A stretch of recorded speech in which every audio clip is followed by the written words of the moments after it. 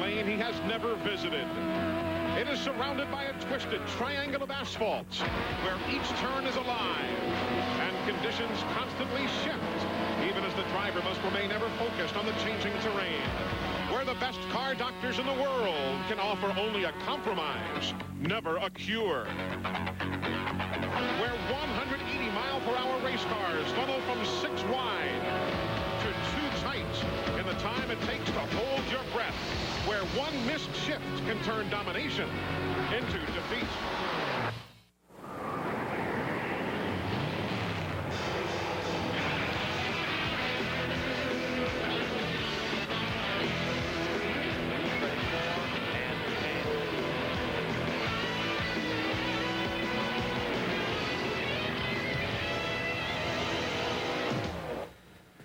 We are live at Pocono International Raceway, Long Pond, Pennsylvania, as TNN Motorsports is happy to join NASCAR in celebrating their 50th anniversary. Today, the Pocono 500, 200 laps around the most demanding racetrack, and we're so happy you're with us here on TNN Motorsports. Hi again, everybody. I'm Eli Gold. Welcome to Pocono International Raceway. You look up the word unique in the dictionary, you might well find the picture of Pocono International Raceway. This is a track that's triangular in shape. It demands special type of experience because you have to shift here at this racetrack. You have to conserve brakes. You've got to have the tires beneath you when the day is done. Those are just some of the storylines we'll be talking about today. How about some others? Well, clearly, any way you cut it, the racetrack is still storyline number 1. If you haven't the experience, you really haven't the chance to win. Mark Martin has experience. He's looking for his 5th victory of the year. But remarkably, he is 0 for 22 here at Pocono. And then there's Rusty Wallace, who, as we talked on our pre-race show, has gone 43 races in a row without a victory. That's due to stop any time. There's a look at Pocono Raceway, the triangular in shape track that really has cost many men a lot of speed over the years. The different shapes of the turns, different radius, limited banking, and 3 long straightaways, including that main straightaway, which is 7/10 of a mile long. That's what it looks like as we generate a graphic for you, but a much closer look comes to you from the fellas who will be patrolling pit road for us today. But right now, they're out in the corners to give you a very close look at Pocono International Raceway. Pocono's turn 1 just could be one of the toughest corners in all of NASCAR racing. After thundering down the 3,700-foot front straightaway 5 and 6 wide, reaching speeds in excess of 175 miles per hour, drivers merge single file, racing for the preferred line, the bottom. All the while shifting to keep the engine from turning too many RPMs, braking, then turning into the 14-degree bank corner, the same degree of banking as both California and Richmond. Turn 2 is known as the tunnel turn, but what it's really known as one of the hardest turns in all of Winston Cup racing. The drivers carry a lot of speed into this corner, nearly as much as they do into turn 1, and there's only 8 degrees of banking. Also, there's rumble strips down here on the inside to keep the drivers from hooking those left side tires onto the grass. It's also a place where you'll see some passing. Drivers will set up on that long straightaway to get underneath the cars here in turn 2. Ah, yes, the infamous turn 3. The first thing you notice about this place, look how flat it is. There's only 6 degrees of banking down here. It's the flattest corner in all of NASCAR racing. Look at the groove where the guys use. They have to keep the car pinned right down to the bottom of the racetrack as much as they can, right along the rumble strips. In fact, they'll hit them if they can to try to break the car loose to free it up to come off this corner. You fight a push all the way through it. They follow that groove along the bottom and then let it drift out against the wall. This is one of the most key turns on this racetrack because it leads to that 3,700 40-foot front straightaway. If you don't get off of this corner, you're killed RPM-wise down that front stretch. This corner is key. So there's a look at Pocono International Raceway. Now my broadcasting partner, Buddy Baker. 8 top 5 finishes here. 3 times he's finished second at the Poconos. He talked with Mark Martin earlier today. Well, with me today is one of the hottest drivers on the Winston Cup circuit. Pocono has always been a racetrack that I didn't worry about shifting or anything. But, Mark, anymore, you guys really have to work to get around here. You really do. Since 1990, when we started shifting, you know, it's just brought so many more elements into the picture, and it's a very complex racetrack to run now. Let me ask you, you know, I always set up for the tunnel turn, and that might be why I didn't win, by the way, but you say you set your car up a little differently here. Well, you know, buddy, I haven't won here either, but we've run well here. I always work on turn 3. When I get turn 3 the way I want it, turn 1 and turn 2 will be acceptable. So that's what the thoughts of Mark Martin are. And what about Rusty Wallace? He's been confident, so if that means anything, he could be in victory lane today. Oh, he's so long overdue. He's led 10 of the 14 races so far. He's been incredibly quick here. Today could be his day, Eli. So those are the storylines we'll be talking about. You can see the drivers have already pulled onto the racetrack. So why don't we take a look at the starting lineup for today's Pocono 500. It all begins with Jeff Gordon winning the pole again. His 4th pole in the last 6 events. Rusty Wallace with 3 Pocono wins alongside Jeremy Mayfield, fastest in happy hour. And Kenny Schrader, who has 5 Bud poles here over his career. Ward Burton won the Michigan pole, and Mark Martin was the race winner a week ago. Joe Nemechek has won a pole here, did it last July. And then there's Ted Musgrave, Buddy Baker. Wouldn't surprise me to see him because the Roush team seem to have gotten this place fairly well dialed in. I think he's very, very good on the flat surface racetrack, too. He's very good at Milwaukee, very good here. And this racetrack has a lot of tendencies to like Milwaukee. This turn coming towards the front straightaway with only 6-degree banking favors Ted Musgrave. His 40th Pocono race, Darrell Waltrip, as we heard from Steve Burns a short while ago. John Andretti and Mike Skinner, they'll be sharing row number 10. The 11th row, Dick Trickle, and a 4-time winner here, Bill Elliott. Bobby Labonte and Rick Mast. Hut Strickland's 2nd race now in that 96, Dick Berggren. We all saw him in Michigan a week ago. It was a tough start. He was the first one out, so they're hoping for a better day today. Rich Bickle and Jeff Burton. Michael Waltrip shares the next line with Jerry Nadeau, the highest qualifier among the rookies. You see that, folks? 30th, the highest qualifier among the rookies, buddy. Very much like what we were talking about before. Yeah, I tell you what, he's just getting a lot of great experience right now for any rookie here at this racetrack. It takes a few races to really get up to speed.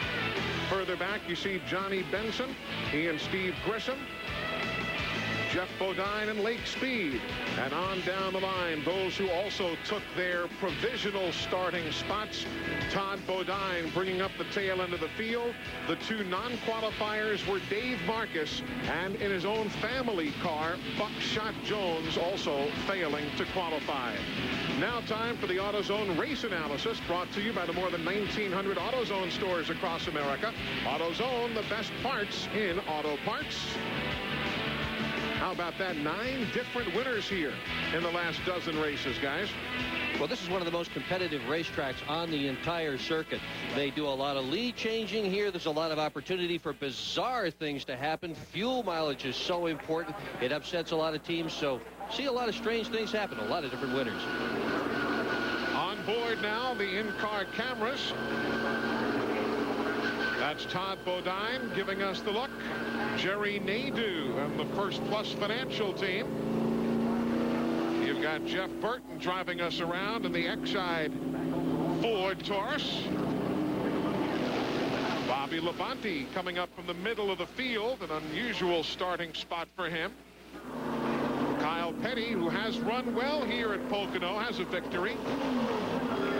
There's Rich Bickle driving for Cale Yarborough Motorsports. Chad Little, super effort, starting in 10th. And, of course, the man who always seems to run well, even though he has yet to win here at Pocono, is Mark Martin. 200 laps, 500 miles. Cinch them up, folks. Pace car is in. We are set on TNN Motorsports. Green flag.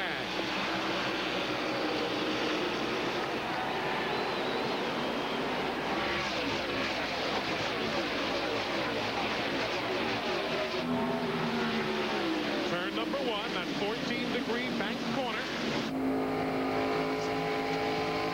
Now the Long Pond straightaway, named after Long Pond, Pennsylvania, the town in which we're sitting. They're heading now to the tunnel turn. They that goes over the tunnel that leads him outside the track to the infield. This now is the north straightaway, 1,780 feet long. Look at this. Dale Earnhardt is like a rocket up through the crowd here, already by Mark Martin, who started very high up in the field. Dale Earnhardt, a lot of people say it's the car to beat today, and you can see he's on a mission. He is running 7th right now with Mark Martin right behind him. Now, where do you shift in all of that, Buddy Baker? What's the shifting point here? Well, down going in the corner, you want to start shifting down as you head into turn 1 while you're still in a straight line. A lot of guys right now in the early stages will shift on the long pond straightaway, on the back straightaway also. Use high gear into turn 3, then shift down for the short chute, and then as they come by the start-finishing line, they'll get back into what they call an overdrive.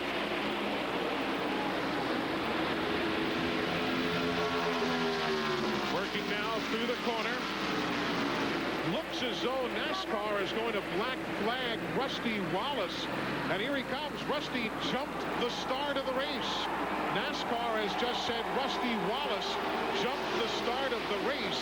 So if you're keeping tabs at home, he is not going to get 5 bonus points for leading a lap. Jeff Gordon will now, if you're keeping score at home, he'll become the first leader of the day. Earl Barbin, Robin Pemberton, and the crew looking on. Sound like he stalled it just a bit also. Indeed, and the speed down through the pit area today is 55 miles an hour. While these cars are running close to 200 miles an hour down the straightaway here, he's down to 55. He's almost 3/4 of a lap behind going out the pits now.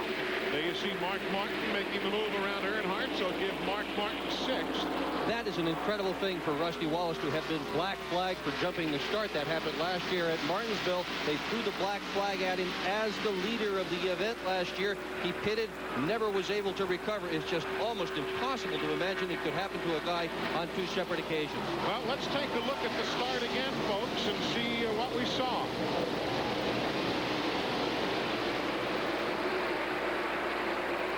Well, look at that. The pole sitter is not the first man to the start-finish line. Indeed, it was Rusty Wallace. So there is Rusty right now out there running, and he will be a goodly distance back, obviously. Here he comes across start-finish, and everybody else is to the tunnel turn. Let's go down towards Rusty's pit area. Well, thanks, Eli. I've been listening to the conversation between Rusty and his crew chief, Robin Pemberton. Rusty is hot, as you can imagine. He says he can't believe that NASCAR called that. Robin told him to calm down, do the best he could, that they have to play the cards they're dealt. They don't like it, but there's nothing they can do about it. He is 27 seconds now behind the race leader. That is one good thing about Pocono, though. A pit stop does not necessarily cost you a lap, because it takes you darn near a minute to get around the Pocono International Raceway. In racing, the engine is everything. What? It's the driver. A driver will never see a finish line without a great engine.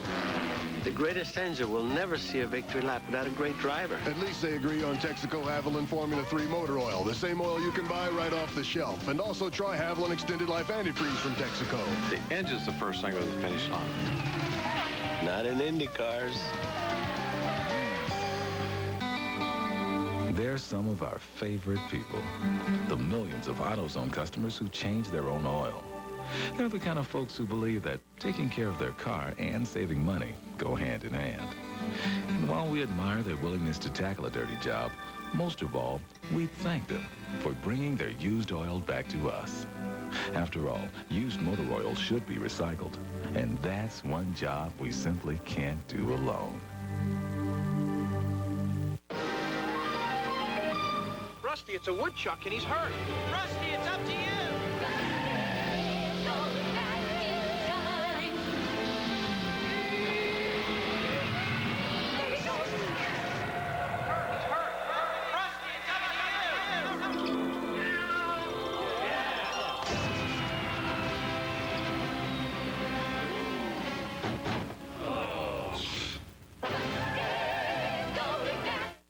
You've done done the math and figured out that you can consolidate bills and still afford to make some home improvements. But the lenders tell you that you don't have enough equity. Hi, I'm Dan Marino. If this has happened to you, call First Plus Financial at 1-800-510-PLUS.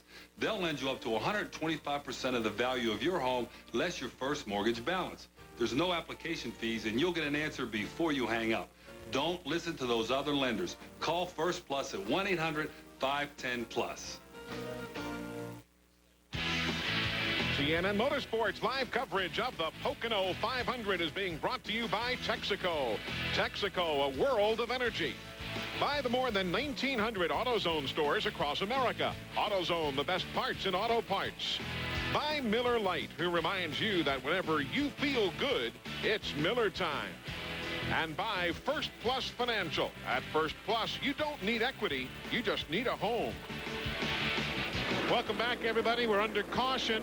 That is the reason why Kenny Schrader, with problems working that north straight towards turn 3. Eli, that's a tremendous amount of damage to the left side of the car there. Schrader, you see him moving around inside. The workmen are up to the car there. It was a hard hit, that's for sure. There's our new leader as Jeremy Mayfield made the pass moments ago on Jeff Gordon. Here it is, Doctor. On the inside, Mayfield looking for Gordon. Mayfield, quickest in practice in happy hour yesterday afternoon. They changed the car virtually not at all for today, and he got him. Now, that's what happened right there. My, it looks like he and Earnhardt may have had slight contact there, sending Schrader into the wall. Bobby Hamilton just comes by and misses Schrader on the inside on the grass there. And there you see Schrader being talked to by the safety crew. It was a hard hit. A lot of damage on that race car. Meanwhile, it's a great break for Rusty Wallace because that 27-second deficit of his has now been erased. Granted, he's at the back of the field running 43rd with Schrader gone out of the picture right now, so he'll be running 42nd, but still he's not a half lap down anymore. Kenny is just now getting out of the car as they walk him by there. We'll take another look at that replay in a moment or so, but we're seeing some pit stops. Bobby Hamilton's in. So too Bill Elliott, the Labonte brothers, and Ernie Irvan all making pit stops. There's no need to go anywhere but the Home Depot for your lawn and garden. We've got it all. You can get wheelbarrows, you can get fertilizer, you can get tools, shovels, rigs, hose, bushes, shrubs, trees. You're going to get a better deal than you would somewhere else. You can get everything you need for your yard right here. You should be able to get it all in one spot. I'm sorry you travel so much. Grow a thick, green, beautiful lawn with Scott's Turf Builder. One bag covers 5,000 square feet, and it's at the guaranteed low price every day at the Home Depot.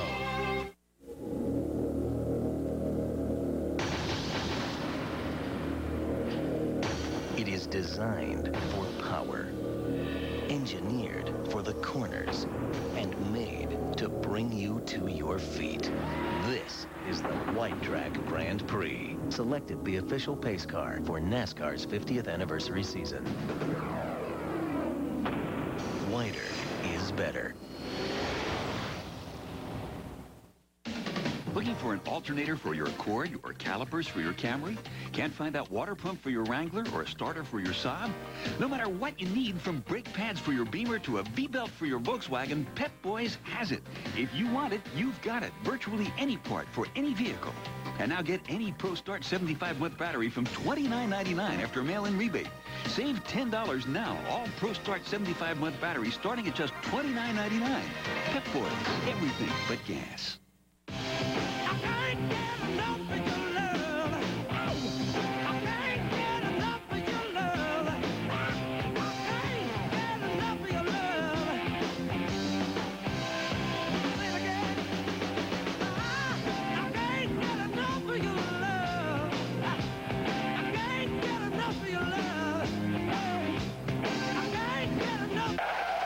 If you ask us, it just tastes better. Saturday on TNN Motorsports. It's life on the edge. Push to the extreme. ASA Racing, where it's tough to win anything, but easy to lose everything. To these guys, there's no such thing as fast enough. The American Speed Association AC Delco Challenge Series. It's racing that's always a rush. The Speedway ASA 200, Saturday at 4 Eastern on TNN Motorsports. Welcome back to Pocono International Raceway. That was a darn good horse that Kenny Schrader had. Doesn't look as though it's going to be around to the finish line today, though, after the accident on lap number 6. Take a look at it again, guys. Look as though Earnhardt tapped him into the corner. Well, that's Mark Martin going through. Here comes Kenny Schrader in the 33. You see Earnhardt just under him there. Kenny might have been trying to come down just a little bit. They make contact right there. Earnhardt's under him just enough. He couldn't tell he was there. They make contact. Schrader, you can see him hard into the outside wall on the driver's side. He comes back across the track. A lot of cars coming by. There's Kenny now going into the infield care center here at Pocono. We saw a lot of that here yesterday in the ARCA race, buddy. Yeah, and a lot of times what happens there is one guy's on the throttle, the other guy may back out just a little bit, and it does not take much. If you could reach out with your hand, you could spin a car around here. That's how light they are as they slide through that corner. So caution is on the speedway. Why don't we head down to the pit lane, where we've seen a lot of pit stops, including Bobby Hamilton in yet again. So to Kevin LePage. Glenn, what you got?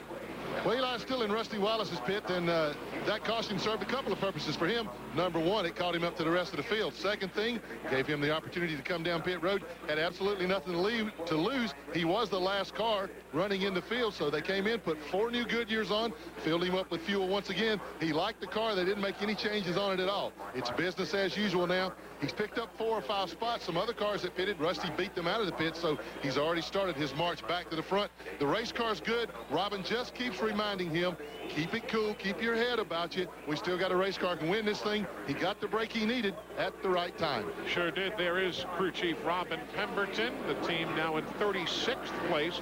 Wally Dallenbach, fellas, we talked about him. Heck, buddy, we all talked on the phone Tuesday morning, and you said, watch Wally Dallenbach, and he's already moving up. I tell you, he's doing a great job in the 50 car.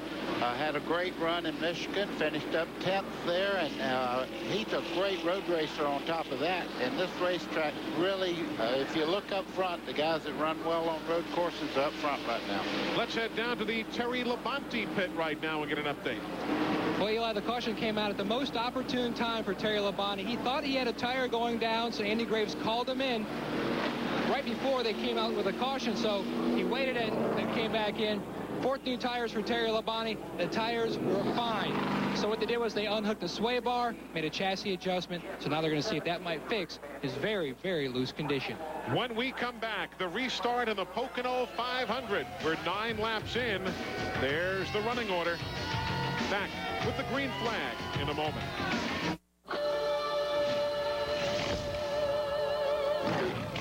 Get ready to get creative.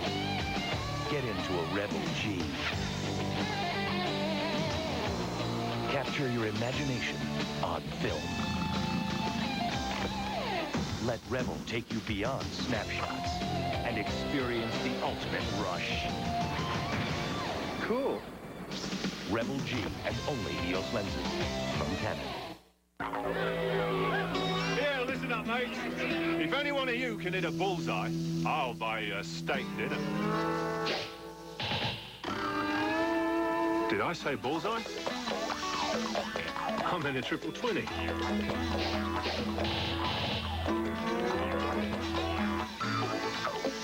I say triple 20? For a meal that hits the spot every time, get to Outback Steakhouse. Did I say blindfolded? Getting set to go green here at Pocono International Raceway. 9 laps on the board right now under all of a sudden heavily overcast turn the fan sky. off. Pace car's coming off at 3. Car's off. Get ready. Ready. Green. Green. Green. Green. Green. Green. Green. Green. Green. Green. How believe, the green job. Look at that. I love that. Only one guy going on the line, though, Mark Martin. Normally, you see that whole conga line go 5 and 6 wide. It's like a snake coming down that front straightaway, doesn't it? Look at Earnhardt. Martin looking back towards Joe Nemechek. Nemechek is one of those dark horses who could have a great day today. He's got the same car today that he won the pole with here last July. They've run very well. They've been fast the whole time. Best career finish ever was here back in 1994 when he finished third. That was a Hoosier tire deal. Yeah. Hoosier swept the field that day. Jeff Bodine won the thing, and Ward Burton was second. Joe was third.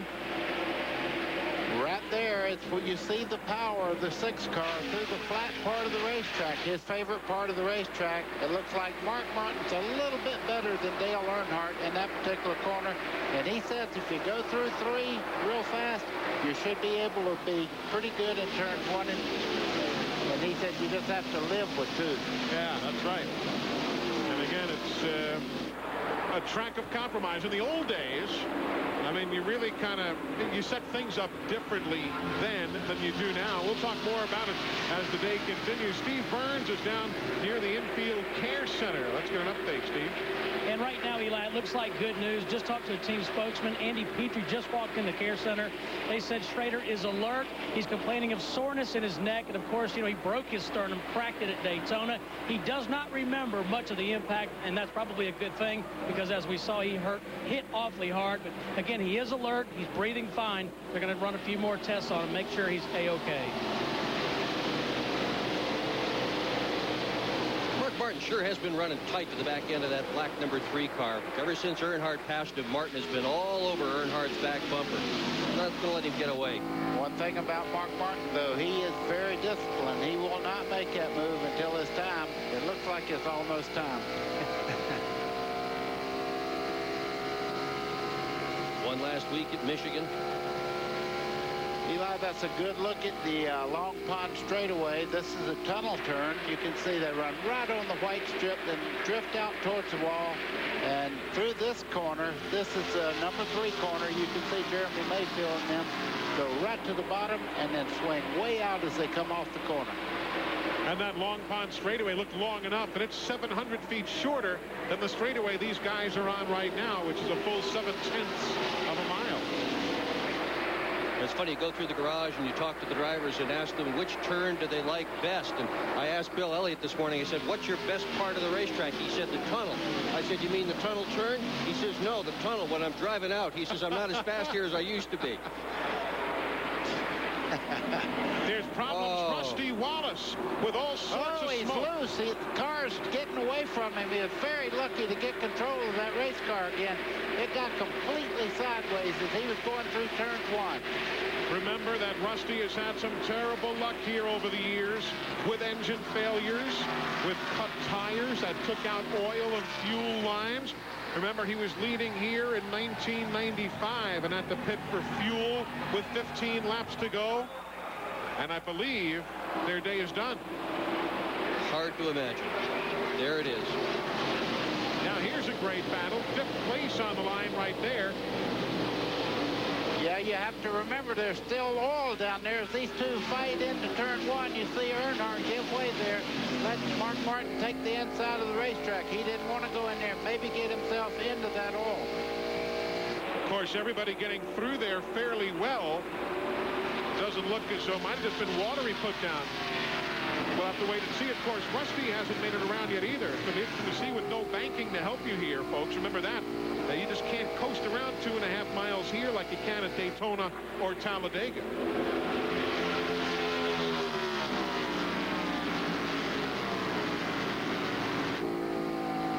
Rusty's got a long way to go before he gets to the pit area. How about the point standings we had talked about when we came on the air? Rusty takes one of those escape roads.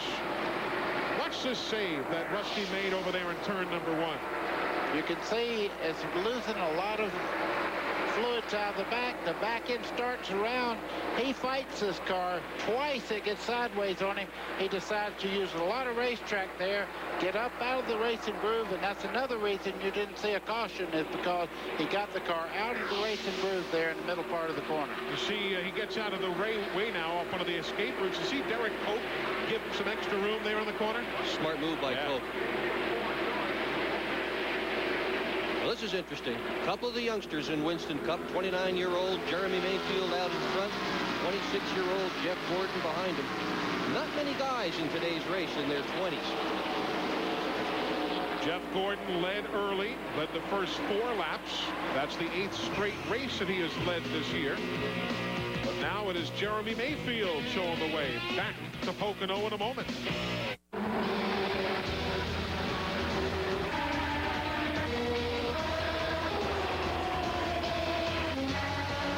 Hold it, Harry. You know you can't use Duraloop fuel treatment in your Indy car. It's an unfair advantage. I'm not allowed to use this product in my Indy car, but in my road car, I want the Duraloop advantage. Duraloop is scientifically formulated to clean, condition, and protect your fuel system for a smoother running engine with more power and less harmful emissions. Duraloop fuel treatment, tomorrow's technology today.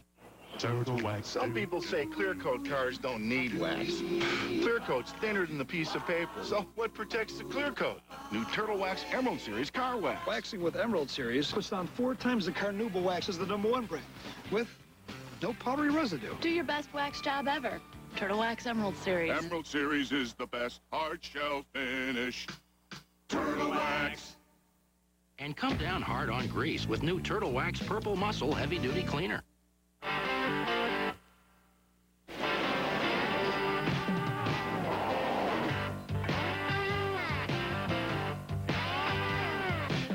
Motor Trend Trucks coming in July to TNN. Every young family has its growing pains, like when you have more clothes than drawers, or when it's time to get your son a new bedroom. As we've grown, we've been able to depend on Grand Furniture. At Grand, we get solid, good-looking furniture at real down-to-earth prices. And Grand always finds financing that fits our budget. Our first sofa came from Grand, and we loved it. It looks like someone else loves his first furniture from Grand, too. Grand Discount Furniture. Real furniture for real people. The Money Crunch can make life unbearable. It can make you feel like everything is closing in on you. But there's a way to beat the Money Crunch. Put your house to work for you by refinancing. One call to Tidewater Mortgage Services and you'll see how easy it is to save money every month. Mortgage rates are low and you should call now. Get more out of life. Just call Tidewater Mortgage Services at 422-9500 and say goodbye to the Money Crunch forever. We are back, and there's the spread for the lead. Jeremy Mayfield on the left of your screen. Jeff Gordon on the right. Again, Jeremy was quickest in the final practice here yesterday, and Jeff Gordon was 3rd quickest in the final practice yesterday. Meanwhile, Rusty Wallace has climbed from his machine in the garage area, no doubt terribly disappointed. Let's go to the garage. And Eli, Rusty looking under the hood. Rusty, why is the hood up? What put you out? I broke a crankshaft. The whole front of the motor is laying in the radiator. Crankshaft's broke off. The oil pump belts are all blew off it. So a major malfunction in the front of the motor. So the whole crankshaft's laying on the ground. Rusty, what about the green flag when they black flag you for jumping the start? Man, I tell you, that's just their opinion. I took off when I felt like we needed to take off. I thought we crossed the flag within 3/4 of a car of each other, so I don't know. I can't fight it. Just get this over. Tough day, Rusty. So Rusty Wallace's day is done. There's Jeff Burton on the left of your screen. He's just moved up to 10th spot right now after starting way back in 28th position. So how's that for some making moves here early? Remember Dover? 37th to 2nd. You know, I was just thinking about what Rusty Wallace said, and he said the front part of the motor fell off. If it did, he saved that car without power steering because all that is hooked to the front part of the engine there. So he saved that car with the power steering not working. What a great job. Good point. Jeff Burton's move up there, by the way. 17 guys pitted on lap 7, and Schrader dropped out, so that certainly helped him gather some of that track position. Well, Chad Little's doing himself proud there, too, there on the John Deere car with whom we are riding right now, looking back at Burton. Tell you, Chad's had some great runs all year long. Several times he was a factor at Daytona. A very good race for him down there. Showed a lot of promise in Vegas. About every place. And these cars, I guarantee you, don't lack for horsepower. Jack Roush is a master at building great motors, and you can tell that there's a lot of influence, and every one of his cars is passed on to each team. Folks at Napa bringing you the field standings across the top of the screen at Napa Auto Parts. They keep America running. Chad Little's best finish here was way back in 1991. He finished 12th. That was before he left, went back to the NASCAR Busch Series, kind of regrouped, and came back as really a far more mature, solid driver. And he came up here and tested. Oh, here comes Burton on the inside of Chad Little now. Teammates going to run side by side.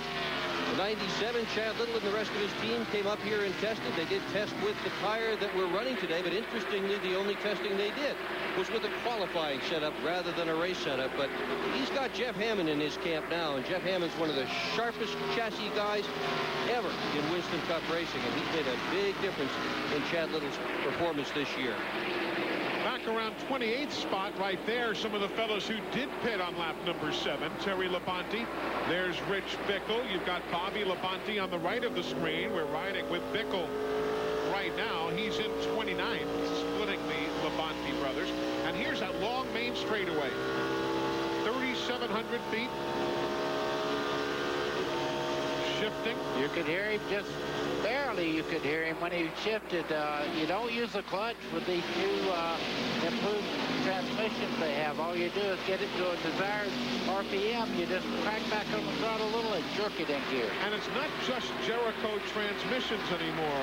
There are all sorts of options now available. There is. There's Tex Powell has a 101 transmission they use, and Riker has a new one out. So these guys are really into it. There's a competition in nearly every level. Everybody has racing parts. Everybody has transmission. There's different gears. Everybody is right now trying to come up with bulletproof systems. There you see the front three. Dale Jarrett having closed in on Jeff Gordon. Hey, Glenn, I'm hearing some radio communication that maybe your brother can't either talk to the pits or he can't hear them. Are you hearing the same deal? Yeah, Eli, we're hearing the same deal. And I mean, for you fans out there, can you imagine the Jarrett not being able to talk? My goodness. This is terrible. Now, what the problem they got is they cannot hear DJ, but DJ can hear them fine, so they've gone back to the old hand signals like we used to use, buddy, before we had radios, and that is when you put the hand on the top.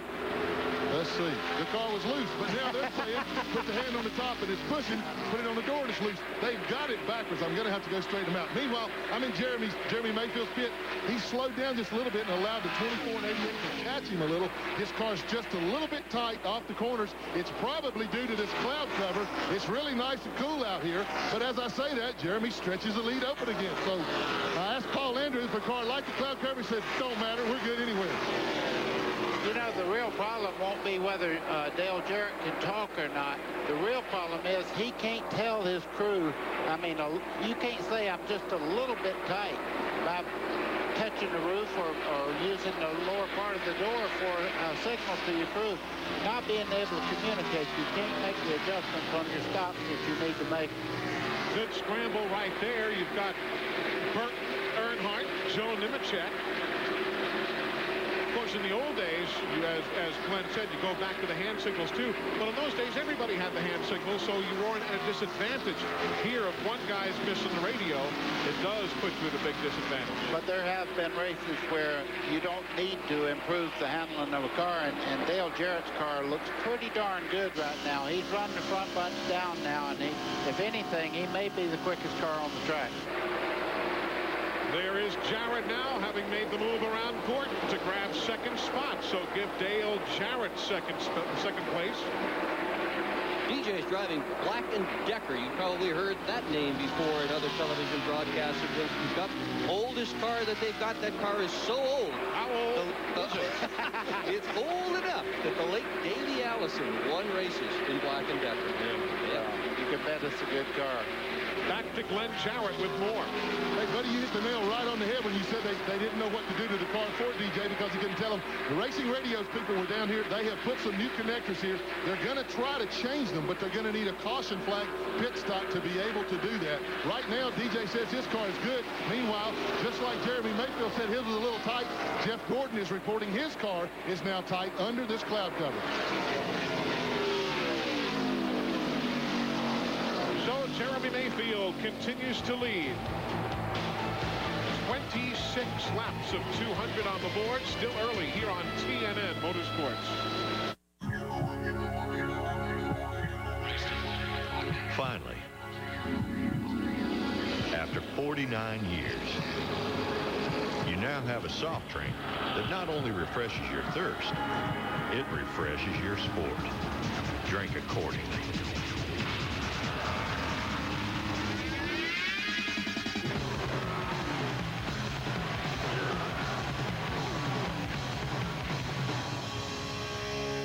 On a weekend, I don't know what to do if there's not a race.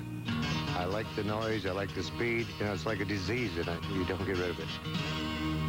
You're never going fast enough. Going 185 mile an hour is nothing.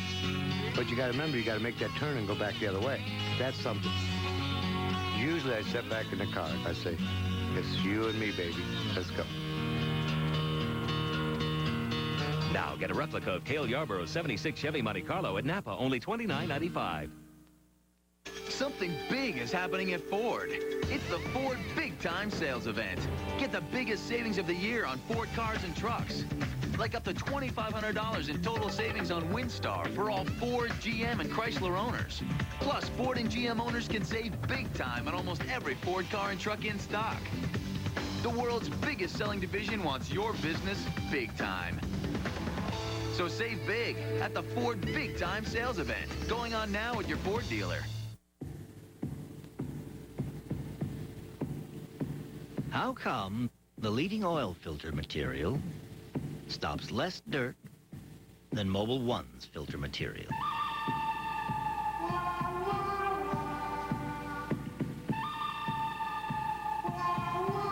That's how come the Mobil 1 oil filter. Nothing stops dirt better. Available at AutoZone or call for the retailer nearest you.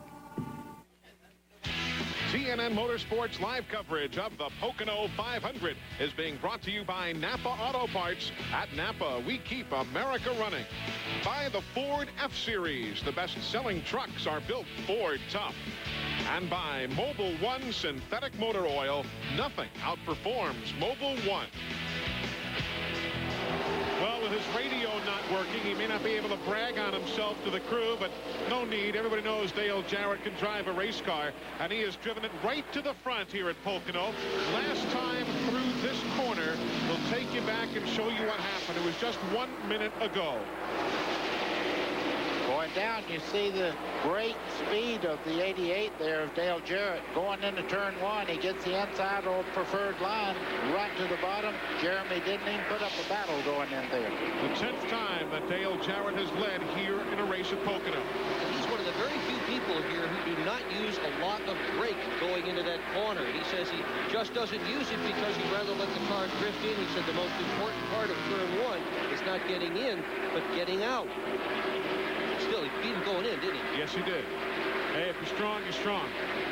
Well, these three cars are a great story right now, but just behind them, Mark Martin ever so closely moves in on the front three. And there you see those cars now having pulled away by 6 seconds from Martin back to his corporate teammate, Jeff Burton. It is 6 seconds, so that's what Mark Martin's seeing, but if you look behind him, it's 6 seconds back to the next guy in line. So field does tend at times to get spread out here at Pocono. You really see the cloud cover in this shot, and this is something that we really did not anticipate today, but this cloud is hanging right over the top of the speedway, and this is one of those racetracks where overcast, heat, and all the other weather factors do change the way the race car behaves. The flat turn 3, the RPMs will drop down some. Looks to me like the car in third place, Jeff Gordon, maybe getting just a little bit on the loose side. Coming out of the flat corner there, coming towards the front straightaway just then. I noticed the car moving around just a little bit. Well, as Jeff Gordon told us on Friday, too, and Steve, you remember he said that when the car's working correctly, you're going to be a little bit loose because of the compromised setup coming out of 3. Exactly right, Eli. We heard Jeff Gordon radio into Ray Evernham. Now, pit stops are going to be at approximately 8 laps. And Jeff Gordon said right now the car is loose on all 3 corners. Now, you know, he's not in a desperate situation, but when they come into pit, they'll likely make chassis adjustments. Also, Ward Burton, the 22, is reporting to be loose. So Ward running in 6th spot, he's loose. Gordon's running in 3rd, he's loose.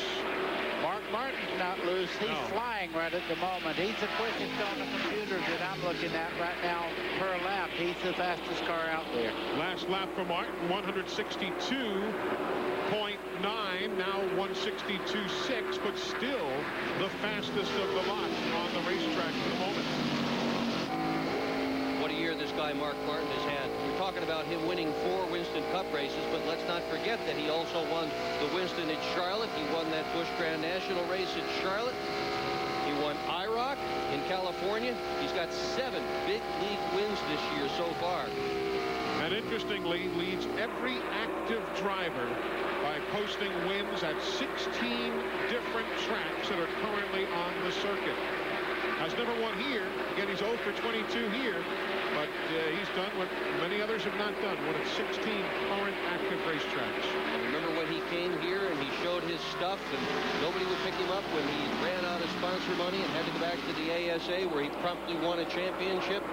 Hard to believe that nobody saw the potential in that guy. How good has Mark Martin been? 7 top 5s, 10 top 10s with 4 wins. That's pretty strong. We're closing in on pit stops, so why don't we break away quickly and then come back for the expected green flag stops. Appreciate your watching. We're coming right back. This NASCAR 50th anniversary moment is brought to you by Texaco. 2-time Winston Cup champion Ned Jarrett races in his last NASCAR event. Having already announced his retirement, Jarrett would take the checkered flag at Rockingham in 3rd place. Gentleman Ned ended his career with 50 victories, many of them on dirt, in 351 starts.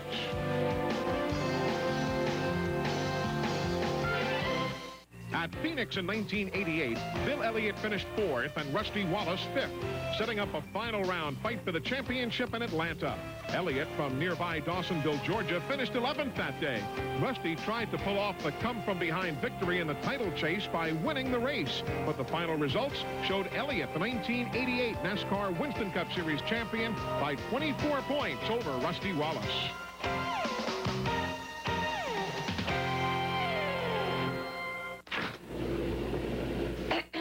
What's this, Dad?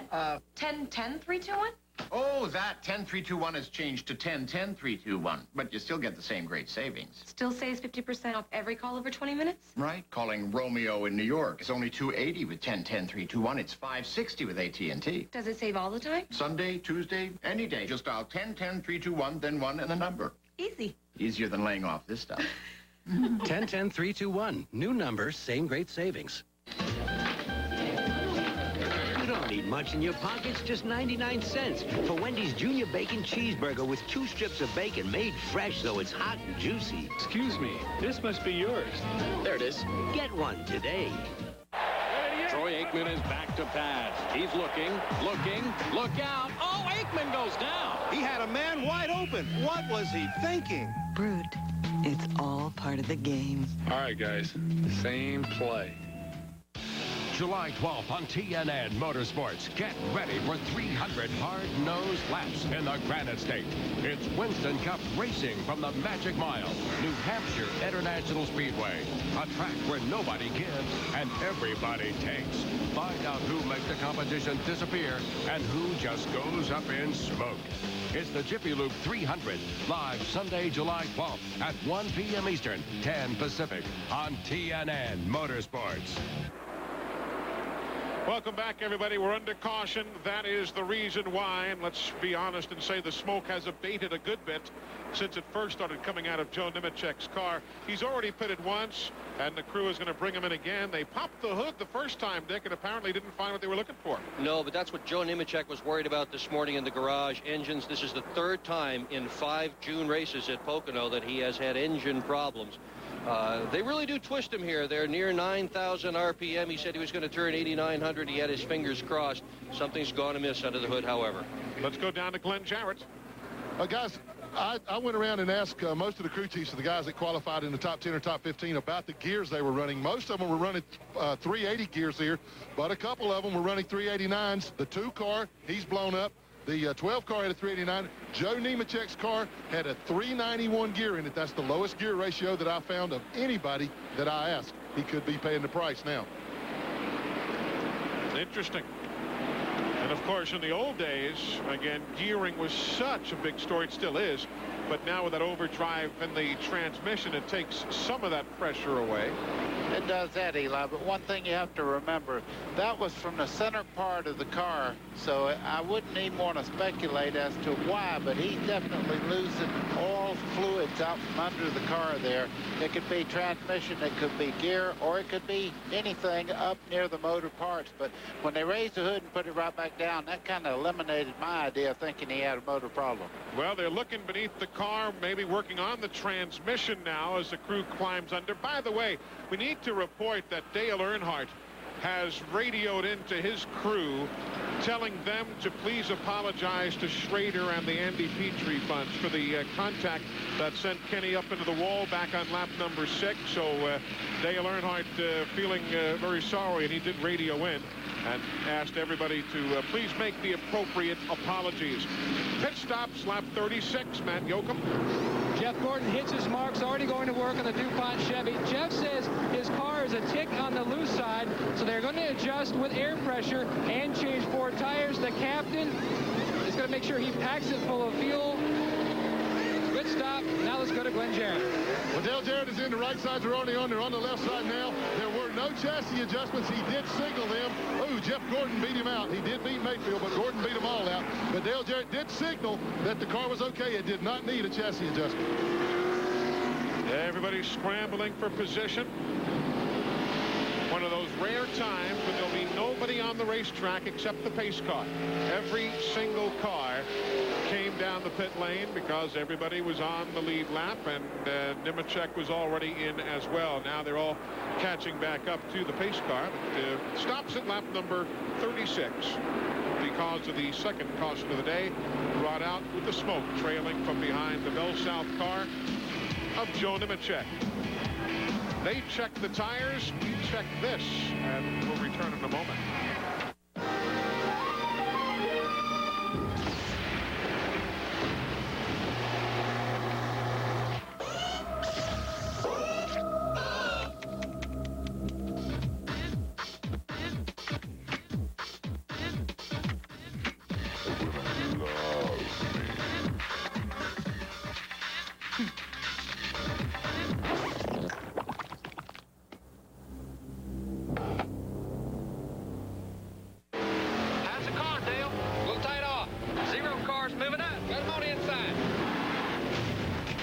Inside every member of Team Monte Carlo, there's a side that's kind of wild.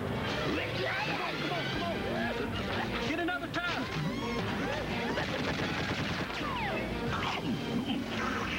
Team Monte Carlo. Animal. Pardon me. This year, they're hungrier than ever. Featherlight, the official trailer of NASCAR, IndyCar, World of Outlaws, IRL, and a major sponsor of NHRA. Remember to call Featherlight for all your trailer needs at 800-800-1230. Radio communications are provided by Racing Radios. For all your racing communications needs as well as scanners, call on Racing Radios at 1-800-669-1522. And by LA West Luxury Vans. LA West vans are available at select Ford dealerships nationwide. Call us at 800-786-VANS. Part of the crowd on hand here here at Pocono International Raceway. You know, they added those 15,000 seats a year ago, and they're all sold again. Smoke still coming from beneath Joe Nemechek's car. I mean a bunch, too. That's not good. They've been under it several times so far, unable to either figure out what the problem is or at least unable to fix it. They're not going to let them keep going like that. So we remain under the caution. Hey, I want to take a quick second to say happy birthday to one of the ladies who is responsible for putting up the information that you guys read on the screen at home.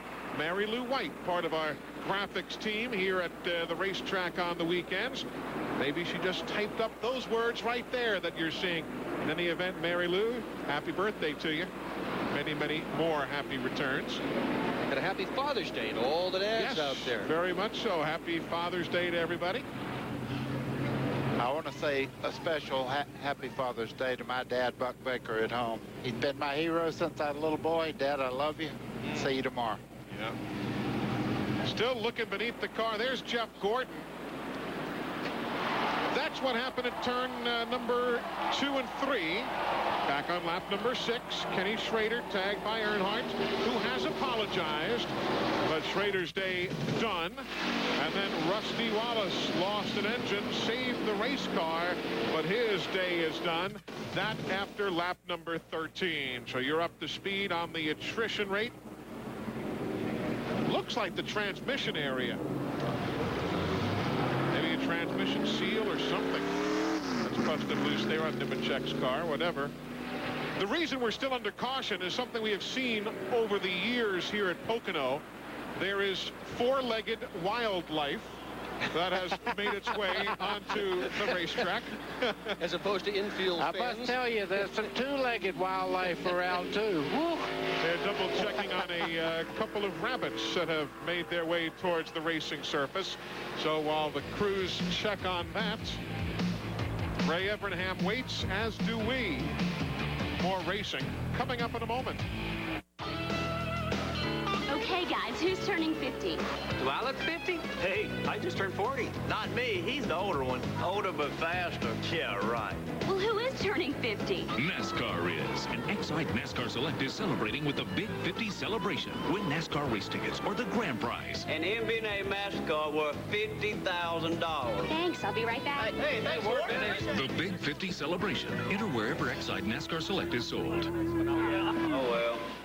Attention race fans, Pocono Raceway will be adding more than 1,000 luxury Terrace Club seats in 1999. Open to the public on a first-ordered, first-served basis, the Terrace Club is Pocono's best open-air seating location and includes food and beverage service, pre-race pit pass, and private restrooms, all in a canopy-covered area high atop Pocono's main grandstand. Price for a Terrace Club ticket is $200. In 1999, watch all the exciting action of Winston Cup racing at Pocono in style. Call Pocono now at 1-800-RACEWAY for more information and a preferred customer order form. They're the most outrageous pulling vehicles in the world. Jets, multi-engines, whatever it takes for full pull. Join Dusty and the gang for the Dairyland Super Nationals, Friday night at 8 Eastern on TNN Motor Madness. Recent news reports have pointed out that Atlantic Telecom, or ATEL, is the first communication company in Hampton Roads to offer all of your services in one bill. Long-distance and local phone service, cellular, paging, and internet access, all together, all in one. Of course, the other phone companies insist they're working on the same thing and will offer it soon. But that's what this business is all about. It's a game of follow the leader. Atlantic Cellular has grown into Atlantic Telecom. If you've been injured, there's only one name you need to know. Joe Stallute, attorney. Joe Stallute represents clients in all types of accidents. Joe Stallute has represented clients for over 20 years. Joe Stallute has successfully recovered compensation for many injured clients. Call the law office of Joe Stallute at 722-2815, located at 34 Wine Street, Hampton. If you've been injured, Joe Stallute is the one to know. Well, they've got that wascally wabbit up against the wall. Oh, and they got him. There you go. Oh, bless their hearts. Good job. You can imagine what the noise and all must be like, because this area is populated seriously by, we've seen deer, rabbits, all sorts of animals over the years. I'm glad they were able to get that guy okay. There's the pit summary. Who did what well, and then who didn't do all that well. Look at old Wally Dallenbach. Came in 10th. Matt Yoakum, he went out 22nd. What was the deal down there? Eli, some bad luck during the pit stop. They have a new rear tire changer, Todd Gant, going over the wall this week. But when he put the left rear on the hub, the lug nuts fell off, so he had to put them on by hand, and that cost them plenty of time on pit road. So there is Wally running in 22nd. Also, we'll tell you that Bobby Labonte had to make an extra pit stop. He hit a tire on the pit lane when he exited pit road. And Ernie Irvin's got some problems. That car's stuck in 4th gear. So Ernie is going to have a tough time getting going in that Skittles car as we continue. While we remain under the caution, how about a Home Depot driver profile? Brought to you by Home Depot, where low prices are just the beginning. Wally Dallenbach's life has always involved racing. He first found success in the SCCA Trans Am Series. He won championships in 1988 and 89. But some of Wally's proudest moments revolve around his victories at the Rolex 24 Hours at Daytona. It's a difficult race, and I was fortunate enough to win it 4 times.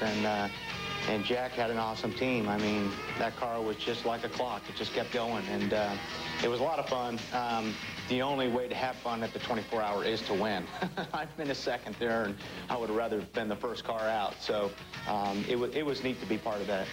Wally began running NASCAR Winston Cup events in 1991, and in 95 had his best finish to date, a second at Watkins Glen. I needed it at the time, and Bill Davis needed it at the time, and it was good that it was good for both of us, and it was a lot of fun. I mean, this stuff is so hard and so difficult that it's got to be fun somewhere along the line, and that was one of those weekends where it was just a blast. Now Wally is embarking on a new chapter in his Winston Cup career as the substitute driver for Ricky Craven in the number 50 Budweiser Chevy.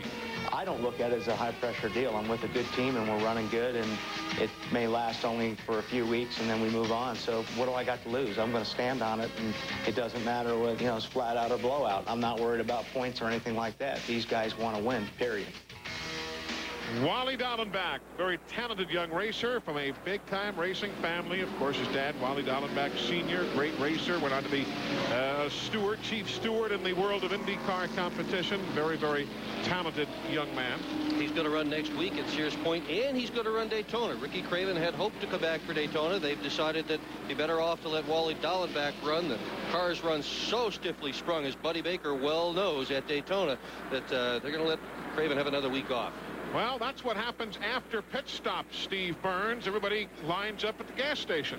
Yeah, bit of a traffic jam back here, Eli, in the garage area. Now, every one of the Winston Cup teams will have gas men here. These are gas runners in particular. Each one of these cans holds 11 gallons, so they'll bring them back here to the Unocal 76 pumps and get them filled back up. Kind of a bit of strategy here now. They want to get these cans filled up as fast as they can and get back to pit road in case there's another pit stop. So again, they go back to the Unocal pumps and circle back around to pit road. Let's talk about the gas fuel cell itself. Dick, you and I were all down in the garage early this morning, and you stumbled upon something very unusual about the fuel cells earlier this morning. Well, Wally Dallenbach's fuel cell, something I've never seen before on a paved track. What they were doing was dropping the fuel cell down in the chassis. They came with the fuel cell mounted higher so they could transfer a little bit more weight to the right rear tire in the turns.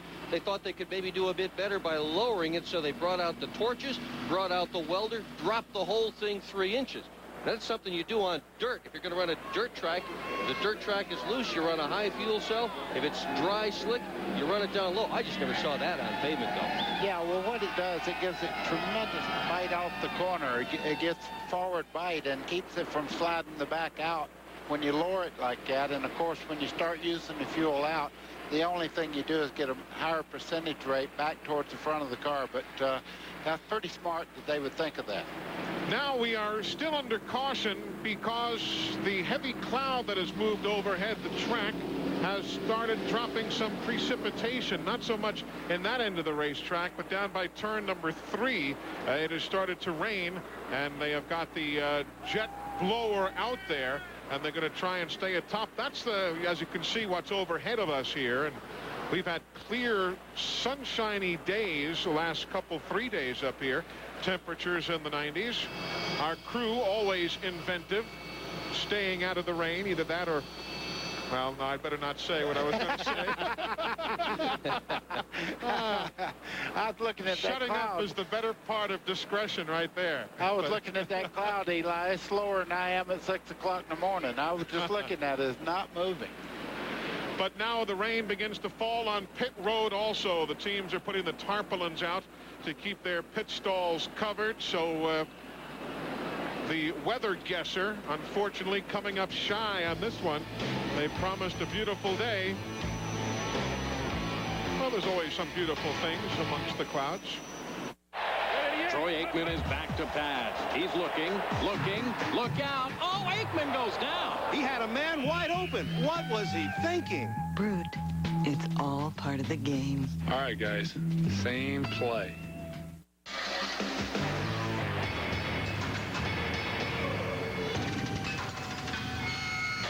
Husky, the toughest name in tools. Guaranteed forever. Available at the Home Depot. Were you born without a soul? Excuse me?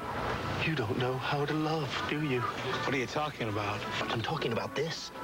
It's just an oil filter. Just an oil filter?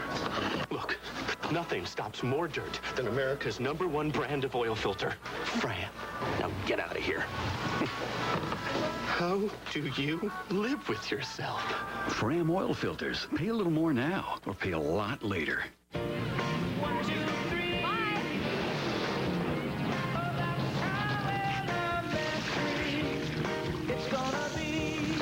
Eagle One A to Z all-wheel cleaner. Spray on, hose off, towel dry. Easy as 1, 2, 3. Eagle One A to Z. It's easy as 1, 2, 3.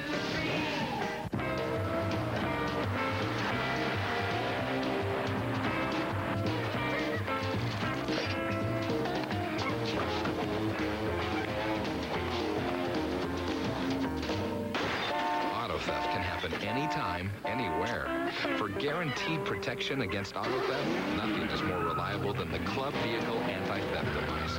Because auto theft is no picnic. The Club, the #1 name in visible anti-theft protection. TNN Motorsports live coverage of the Pocono 500 is being brought to you by the Home Depot, where low prices are just the beginning. By Eagle One A to Z wheel cleaner. Spray on, hose off, towel dry, easy as 1, 2, 3. And by Winner International, makers of the Club, #1 in auto security. Welcome back. You see they're covering up the pits, and if you look in the background, you now know that we are 22 seconds into a red flag period. The rain has now dampened the 2.5-mile Pocono International Raceway. Looking at the fans, you can obviously see nobody's really gone for the umbrellas or covering up or anything. But at the same time, it is wet enough on the racetrack that we'll have to wait in the field right now of a total of 41 drivers having come to a stop, 40 of them on the racetrack, 41 being Ernie Irvin, who was on the pit lane. And, of course, if you're new to NASCAR Winston Cup racing, all work on any of the cars must stop now during this red flag period. Ernie came down pit road to get the crew to try and work on the transmission. Also on pit road, Kevin LePage as well. But we are under the red. Let's make a quick run up and down the pit lane. There's Kyle Petty's car. He is 6th here at the time of the red. Let's get an update on his doings. Eli, a bit of strategy playing out with Bobby Kennedy and the Hot Wheels bunch. Kyle said the car was too tight, but Bobby said this is a brand new tire for Pocono this event. So let's try a 2-tire pit stop, pick up some spots on the racetrack, and just see what the car will do with 2 tires. He says we don't want to try that move later in the race in case it doesn't pay off. Now let's go to Glenn Jarrett. Okay, thanks, Matt. We're standing by with Paul Andrews. Of course, he's crew chief on Jeremy Mayfield's car, who is now in 3rd place. Paul, I asked you a little earlier on when the cloud cover first came over if it really affected your car. You said didn't matter much, but it did tighten it up a little. It did get a little tight. I don't know if it's really the cloud cover or just, the long run on the tires. That was real close to the pit stop. We just need a little wedge out and nothing real major. Just, it wasn't really that bad, but it was just a little snugger. All right, I want to ask you about your conversations with Jeremy since the race started, or has he said much about the car? I know he's got a fast race car, and I know he wants that first win. Are you having to rein him in a little bit? No, we're just kind of trying to do what's got us here to this point. We know we've got a good chance to win today, but we feel like we got a good chance to win a lot of days. This is definitely one of his favorite racetracks and mine too. We like coming here. But, he knows what he's got to do to get to the front or to stay in the front and also to get to the checkered flag. And everything's fine right now. Well, as I said, Jeremy doesn't have a win yet, but this man sure does. Now, for some good news, hopefully, let's go to Steve Burns. Yeah, good news indeed, Glenn. We're with Ken Schrader, just got out of the infield care center. First of all, Ken, what did the doc say to you in there? Just sore. It's supposed to be, hit the wall. But, just a left arm and my neck. Otherwise, we're okay. Well, Ken, take a look at the helmet here. What did that hit actually inside your race car? I don't know, but it was something a lot harder than the helmet. I guess probably the left door or something. It cracked it all the way up to there. So just want to thank Bell. I got no head problems, just cracked helmet. Ken, I don't know if it's any consolation, but Dale Earnhardt radioed to your crew and said to apologize for the incident. That's what he did last time he wrecked me, too. Thanks, Ken. Ken Schrader out of the infield care center, raced earlier this week at Farmer City Speedway in Illinois. But his day obviously done. He's going to be sore puppy there, no doubt about it. Yeah, he sure is, but it's a good thing that helmet worked. And importantly, that helmet did not fail, even though it was cracked. Some people look at a cracked crash helmet and they assume that shouldn't be that way. But if the helmet does not absorb the impact, the guy's head has to do it. So there's got to be a point where those helmets do break, and that one did, and it did its job and did it well. If you're just joining us, what we are talking of is that incident right there at lap number 6. Earnhardt nudging Ken Schrader just enough to spin him and send him into the wall, driver's side first. And that brought out the first of what have been just 2 caution flags today. The second caution came out when Joe Nemechek's car started smoking, and in the process of cleaning things up, it has also begun to rain, and we are now 4 minutes and 21 seconds into this red flag period. Rain now is rather heavy here on the main straightaway. It is now causing the fans to seek some shelter, so it is raining far more severely now than it has been at any time, and you see the fans saying enough now. To the garage area, Andy Petrie has come forth. He's the car owner for Kenny Schrader's team, and let's hear from Andy. And Eli, of course, Ken Schrader's okay, but it's a tough break. Andy, for the race team, you guys came in here 10th in points. Yeah, it's definitely going to hurt us, Hate seeing this kind of thing happen, and we've had some problems here with guys wrecking each other, and no penalty being drawn from anywhere from NASCAR, and I think now time for them to look at it. This deal here and finally got somebody hurt, and no penalties were assessed, and I think NASCAR needs to look at it a little closer. Andy, your feelings, Dale Earnhardt said to his spotter to tell your spotter that he apologized. Your feelings about that? You used to work with him. Yeah, it's easy to apologize. I mean, I don't want to hear that. I got a hurt driver over here. As you can tell, emotions fairly short in the aftermath of the incident. NASCAR has now told the crews to come on out and cover up the race cars, as clearly you can see. The man who leads, Jeff Gordon, he's atop the leaderboard. His crew chief is Ray Evernham. Let's check in with the Rainbow Warriors. Well, Ray, the rain coming down a little bit harder now. Your car was a little bit loose before that first pit stop. Now, how is the rain on the racetrack here going to affect the handling of the car? I don't know. Actually, it was a little tight and loose, a little tight behind, a little loose out front. Just not good balance. We made a little air pressure change and different set of tires. We'll see, but this track is going to change a lot today, so hopefully we'll be good at the end. Everybody says this place always a fuel mileage battle. You guys have improved your mileage, but You guys pitted a little bit earlier than your 40 laps. How is that going to come into play? I think these cautions put everybody else back in the window, and we'll have to have a few more cautions before we go back to green. So I don't know if we've improved our fuel mileage. You know, we've just kind of caught up to everybody else. And I want to say happy Father's Day for my dad, and thanks for everything he's done for us. Well, the Chief Warrior trying to wait the rain out like the rest of us. Jeff Gordon currently leading. There you see how he has fared. Isn't that something? 30 wins in 107 starts.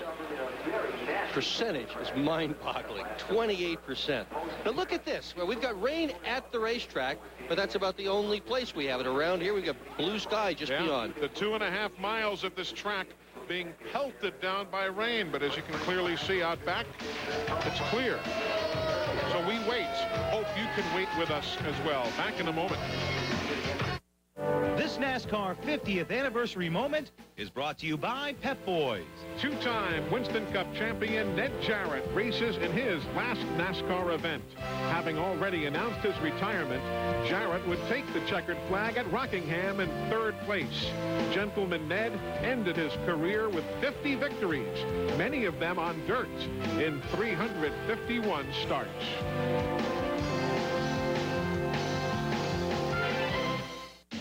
Looking for an alternator for your Accord or calipers for your Camry?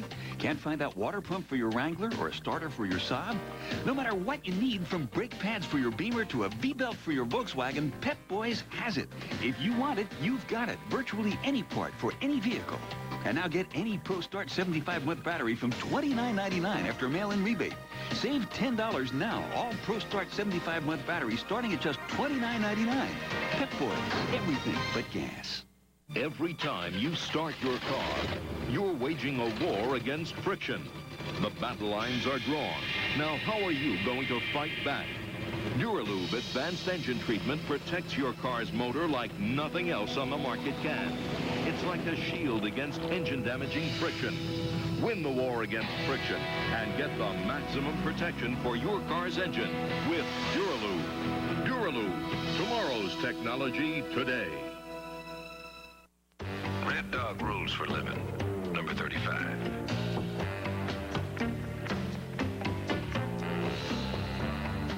Every dog loves a good chase. Neutrogena T-Gel Shampoo, recommended #1 by dermatologists. It works. Works on all 3 major itchy, flaky scalp conditions. The leading prescription dandruff shampoo doesn't. Neutrogena T-Gel Shampoo. It works. So, you're thinking about taking up racing. Piece of cake, right? Walk in the park. I mean, what's the big deal? Step on the gas and turn left. There's only one thing to remember. These guys are professionals. They love to win and hate to lose. Live from the Milwaukee Mile, it's the Busch Grand National Die Hard 250. Sunday, July 5th, 2 p.m. Eastern, 11 a.m. Pacific on TNN Motorsports. Mack Trucks are furnished by Clement Chevy Mack Sales. For all your truck and tractor needs, call Clement at 1-800-369-MACK. Visit, experience, shop Simpson World, a racer and race fan superstore, now open in Mooresville, North Carolina, Indianapolis, Indiana, Torrance, California, and opening soon in Hershey, Pennsylvania. Race fans, you make the call. New LCI long-distance customers receive 30 minutes of free calling and a calling card featuring participating drivers. Don't delay. Call now, 1-888-TEAM-LCI. Welcome back, everybody, as we continue here at the Pocono 500. Rain delay now 10 minutes and 10 seconds old, although the caution period itself was for 9 laps in the cleanup of Joe Nemechek's problems.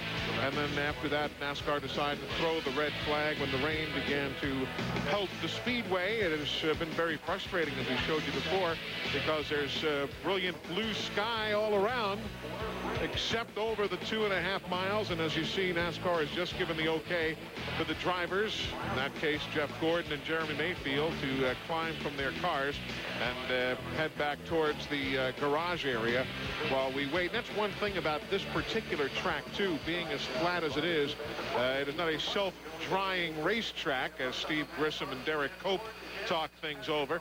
You don't have any banking to help get rid of the water, so you tend to have some standing water on a flat track track like Pocono.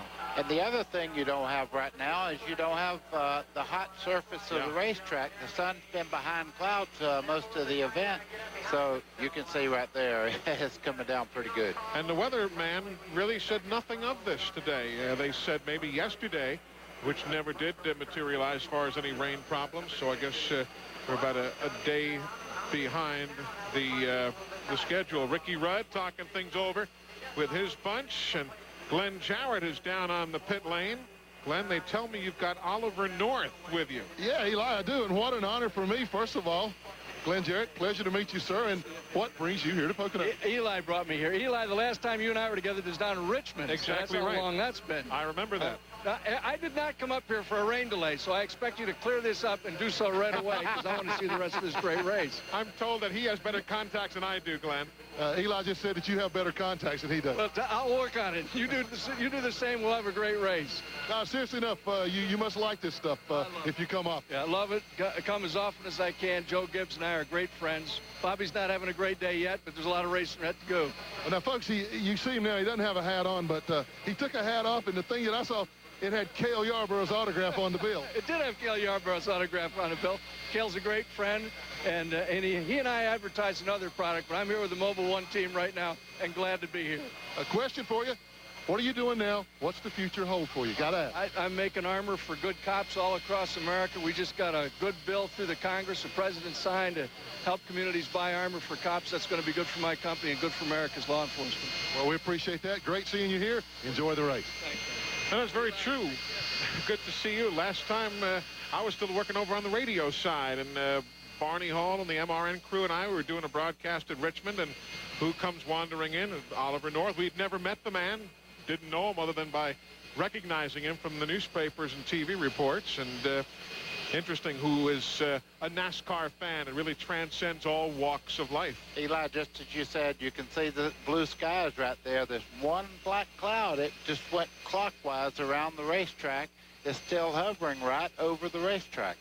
Chad Little and the bunch looking on. Race fans seeking shelter as best they can. Actually, that picture is somewhat deceptive. That blue sky you saw looks like it's right behind us. It really is somewhat off to our rear flank, but nevertheless, the big dark stuff is what's wreaking havoc upon us right now. Let's get an update on the Nemechek team. Again, remember, they had all that smoke coming out of the Bell South car. That's what put out that first caution, or the second caution at lap 33. Steve, what are they saying when they get back to work? Well, Joe Nemechek is right here, the driver of the Bell South car. Joe, what is the prognosis for the car? What can your crew do once the red flag is done? Well, they're in process putting new transmission in. We don't really know what happened. All of a sudden, going in the tunnel turn, smoke just erupted out from underneath. And I'm not sure if it has a leak somewhere or if it's overfilling or what was happening, but we can't get it to stop. So they're going to put a new transmission in, check all the lines out, and we'll go back out. How about the racetrack, Joe? How's it handling, the car handling? What are the conditions? Well, the conditions, my car wasn't quite as good as yesterday, but we had to start on the tires that we qualified on. So I'm hoping I'm attributing to that. You know, we think yesterday afternoon I was really happy with my car. We weren't super good that first run, but the car is right there. It can be competitive. Those first four guys kind of took off and left, but hey, you know, we're just gonna have to get back out and do the best we can right now. You know, Sterling's running good and Jeff Green's running good, so hopefully they can make a good day out of it. All right, best of luck, Joe. And Eli, the good news is it's just barely raining down here in the garage area. It's certainly good news. Again, a lengthy drying process, though. You can see looking from here, turn 1, back towards 3, you see all that wet standing water. Exactly, but look at turn 3 there. It's really shiny. Down towards 1 is not that wet. This racetrack is so massive, it can rain in one corner and not around the whole racetrack. There you see over towards turn 3 and all, and clearly you can see the reflection. So still very, very wet here at Pocono. One thing that took place here a couple of days ago, the National Highway Transportation Safety Administration, at a big press conference here, they enlisted the aid of 9 top NASCAR drivers to help promote the use of seat belts. You know, 31% of Americans still don't buckle up. And as part of this program, a public service announcement has been created for use on television, featuring NASCAR drivers to talk about buckling up. As we break away, why don't you check out this important message? Hey, change? Here's the belt. Simple stuff. We wear it on the track and out on the road every time. You should too. Think about your family. They need you alive. Think of those other drivers out there. Strong, aggressive. Protect yourself from them with this. And remember, buckling up's the law. You can get a ticket for not wearing one. Change your attitude. Buckle up, America.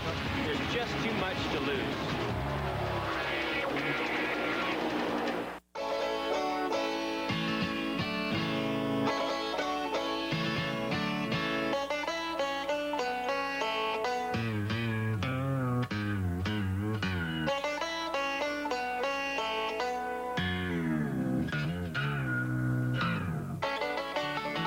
Even at 475 degrees, nothing outperforms Mobil 1.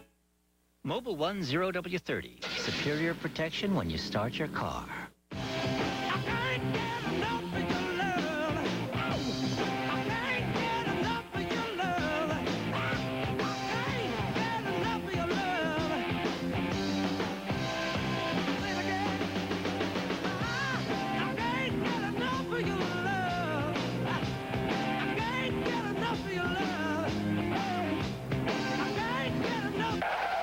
If you ask us, it just tastes better.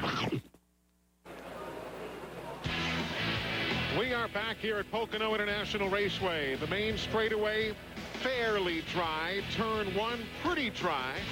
The rest of the racetrack is sopping wet from rain. It's just that big, a sprawling. This track always looks to me, when you drive through, always looks to be the biggest on the circuit. That's 2.5, as are other tracks, 2.5 miles.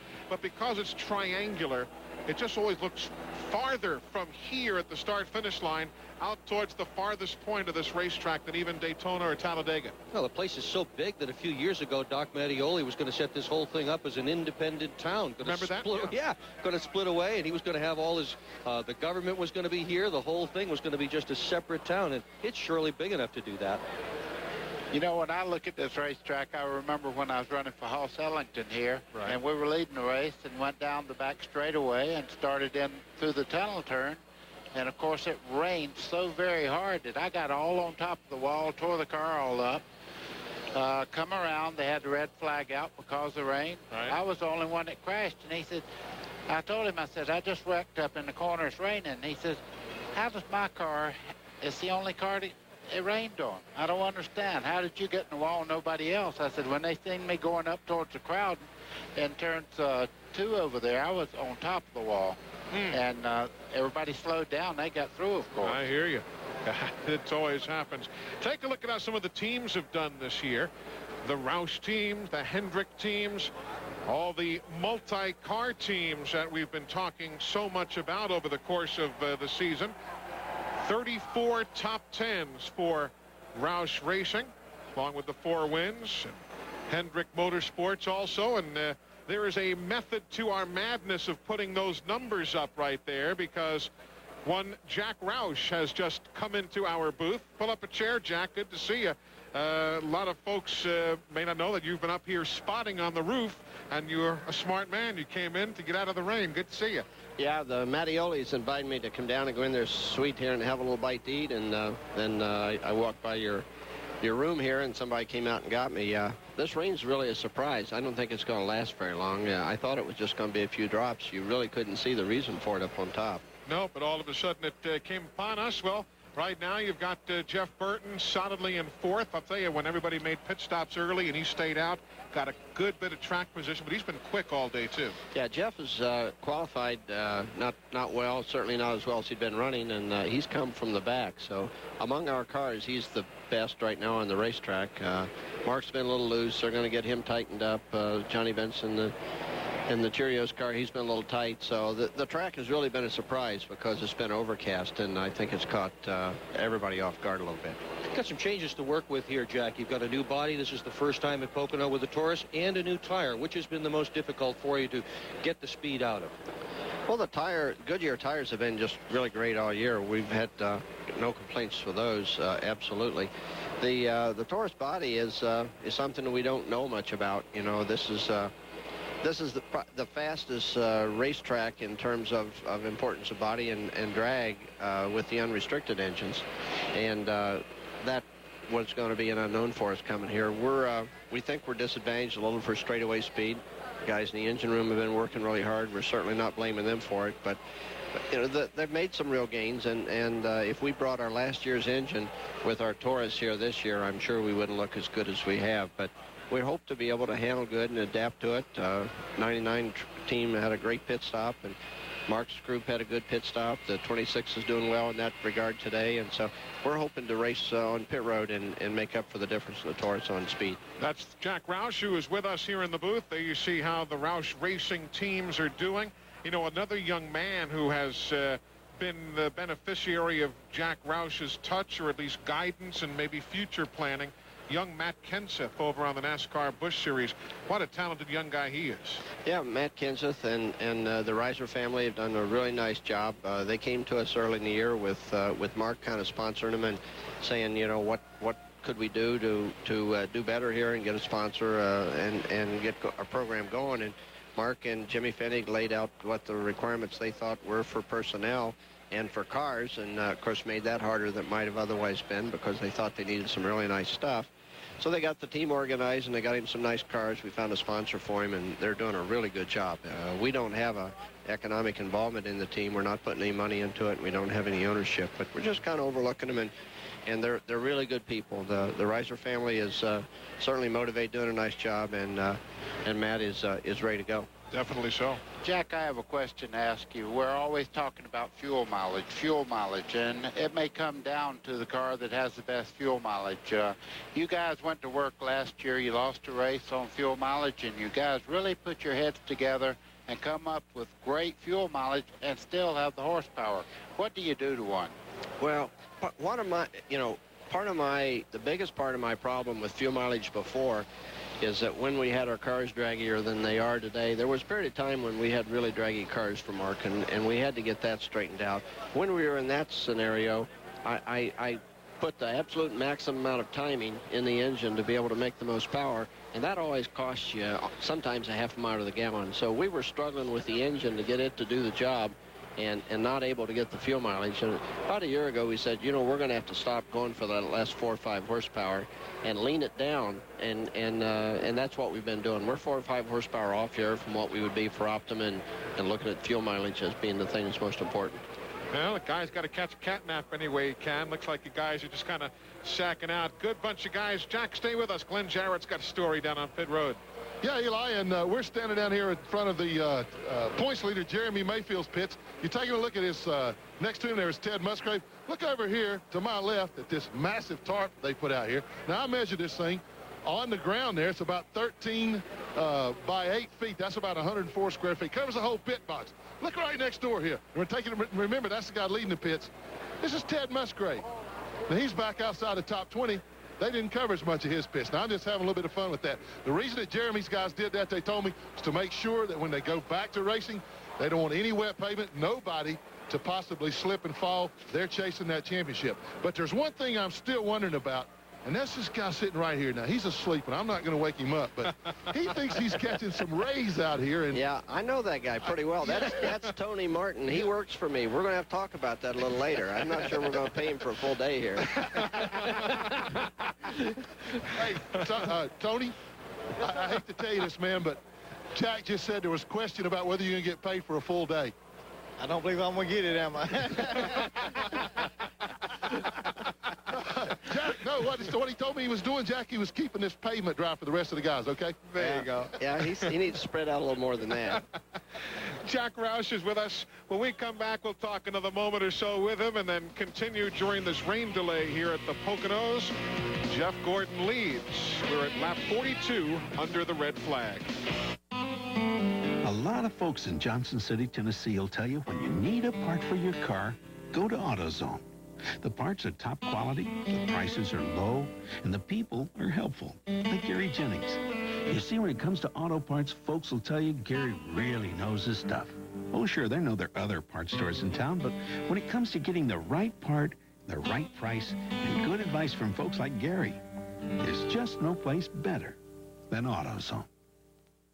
Michael came onto the scene in IndyCars as a winner. I'm very proud of the fact that he's carrying on the Andretti name. I'll never forget the first really competitive pass that he did on me. We banged wheels a little bit, and he was gone. Adios, Dada. The Andrettis rely on the same Texaco Haviland Formula 3 motor oil you can buy right off the shelf. That's my boy. And for your cooling system, get Haviland Extended Life Antifreeze from Texaco. The 2.5-mile Daytona International Speedway goes under the lights. Find out what effect it will have on the racing in a special Pepsi 400 preview. July 3rd at 8 p.m. Eastern on TNN Motorsports. Racing and high-tech auto body. The parallels are eerie. In racing, one man is high profile while his pit crew and racing team give support, and at high-tech auto body, Phil Timble represents the repairing and painting of over 7,000 vehicles by his team. In racing, when the support crew does their job, the driver is more successful, and at high-tech, Phil's customers are satisfied thanks to the quality work of his crew.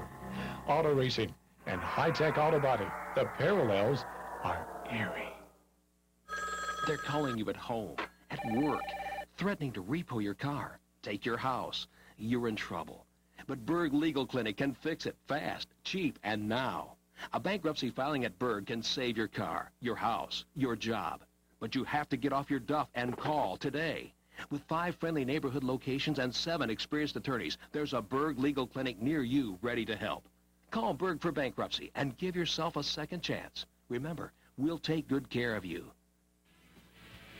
We are back at the Pocono International Raceway. A rain delay now of 27 minutes and 45 seconds. The red flag has been out for that length of time, and having attended many a race here since 1976, one has to guess at least another half hour, maybe even more than that, before the track is dry, should there be no additional rain. There you see Jeff Gordon's DuPont Chevrolet. He leads.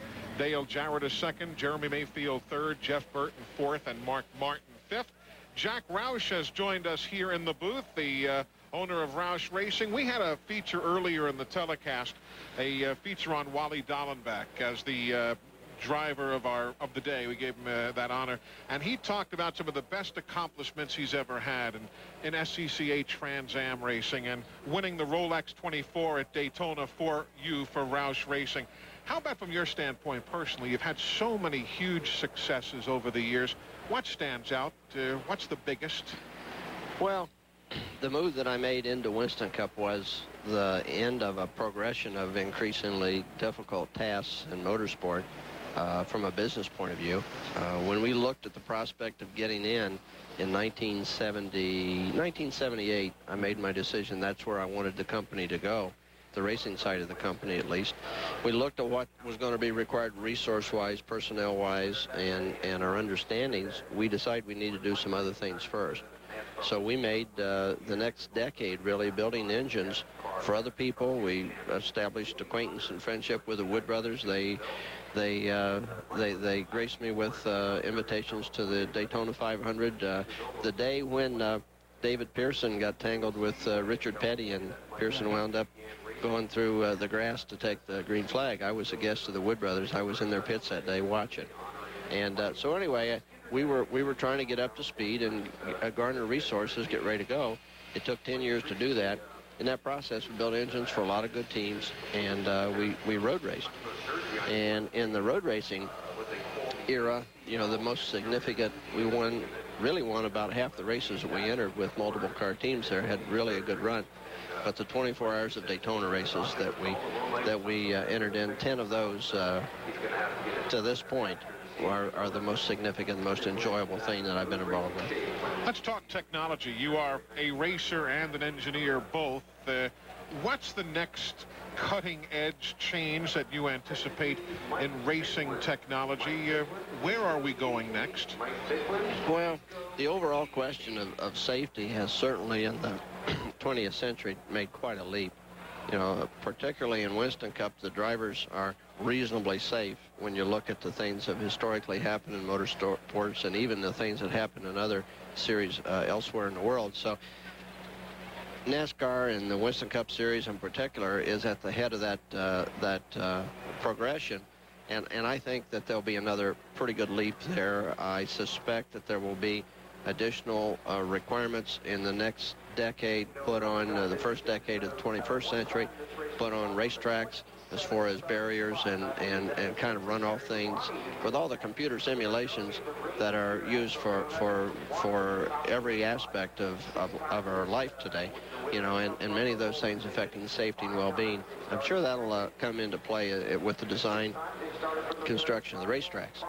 There's also the prospect of carrying some of the things that are done with complex computer organized safety systems and airbags and things in cars. And I see that as a great risk to the manufacturers of those from a legality point of view, and a great risk to the sanctioning body that might have the courage to go on and do that. But eventually we'll have airbags and we'll have other restraint means that will pose a greater margin of safety for the drivers. Competition-wise, I don't think we need to change a thing. I think that the basic formula that's organized by NASCAR is satisfying to the fans. It certainly provides plenty of work and challenge for the teams.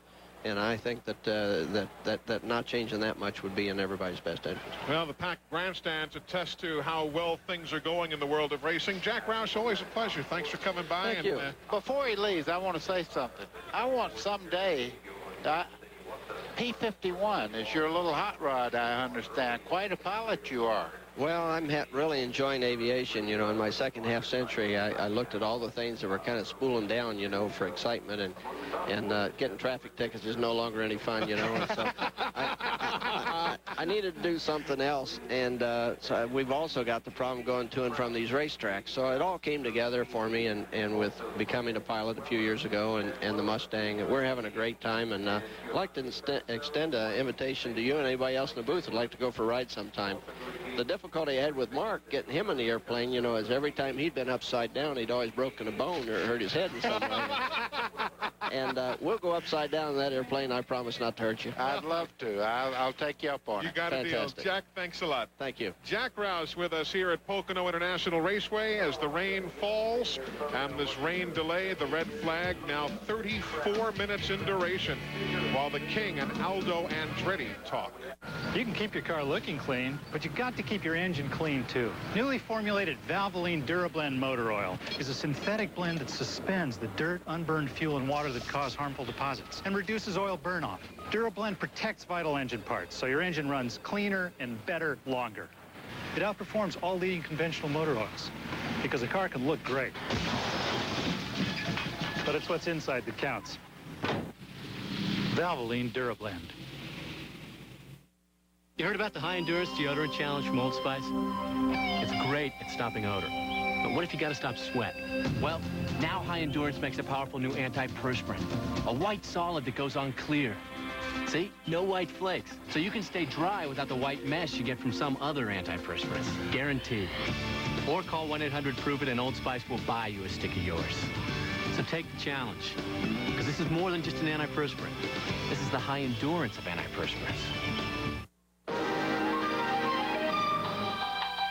Announcing the new Miller Lite Scratch and Sniff Fantasy Sweepstakes. If you can smell it, you can win it. It smells like beef. Smell beef and win 400 pounds of red meat. You tiresome fool. It's obviously suntan oil. Smell suntan oil and you win the grand prize. Be an extra on the Sports Illustrated swimsuit shoot. Hi, Jimmy. Score! Tell me about it. See special displays for details. Something big is happening at Ford. It's the Ford Big Time Sales Event. Get the biggest savings of the year on Ford cars and trucks. Like up to $2,500 in total savings on Windstar for all Ford, GM, and Chrysler owners. Plus, Ford and GM owners can save big time on almost every Ford car and truck in stock. The world's biggest selling division wants your business big time. So save big at the Ford Big Time Sales Event, going on now at your Ford dealer. I tell you, this is kind of frustrating here right now. It's now stopping to rain in one end of the speedway, and as we look to our right, through the broadcast booth used by our radio brethren at MRN Radio. We're seeing rain now beginning to hit down on turn number 1's end of this racetrack. So we're continuing to wait. This is not without precedent. 3 times races here at Pocono have been shortened by rain. In 1974, 1986, and again 1991. No race has ever been totally lost, though, but we're still well shy of halfway, so this is not anywhere near being an official race. While we have time, why don't we bring you today's Tech Fact, brought to you by the more than 1,900 AutoZone stores across America. AutoZone, the best parts in auto parts.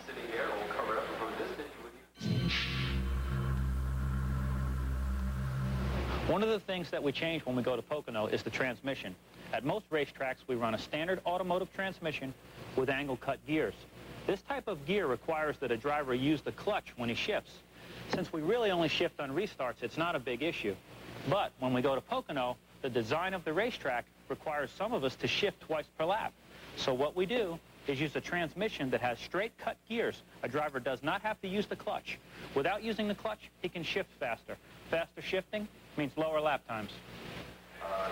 Ray Evernham, we thank him for today's Tech Fact. If you're just tuning in, we are under the red flag, the 6th red flag of the 1998 season. The first one, interestingly, that's been brought out because of rain. Drivers waiting along with everybody else in this jam-packed racetrack. Matt Yoakum has caught up with Dale Earnhardt, who right now at the red flag is in 10th spot. Matt? Eli, the man in black, patiently waiting. How frustrating is this for a driver to run 40 or 50 laps and have to wait over a half hour, 45 minutes to get back in the car? Nothing, just burning daylight, and you're burning enough time here waiting, and don't like to do that. I like to be racing. You know, you started 11th, you made it up to 10th. How was your car at this juncture? Well, it's not quite as good as I'd like for it to be. It seemed a little loose in the centers, but it was still good off. So we keep tuning on it here. We maybe get it right. I need to be running fast them guys up front, but I'm not there, so we got to keep tuning on it. You had some early contact with Kenny Schrader. What happened through your windshield?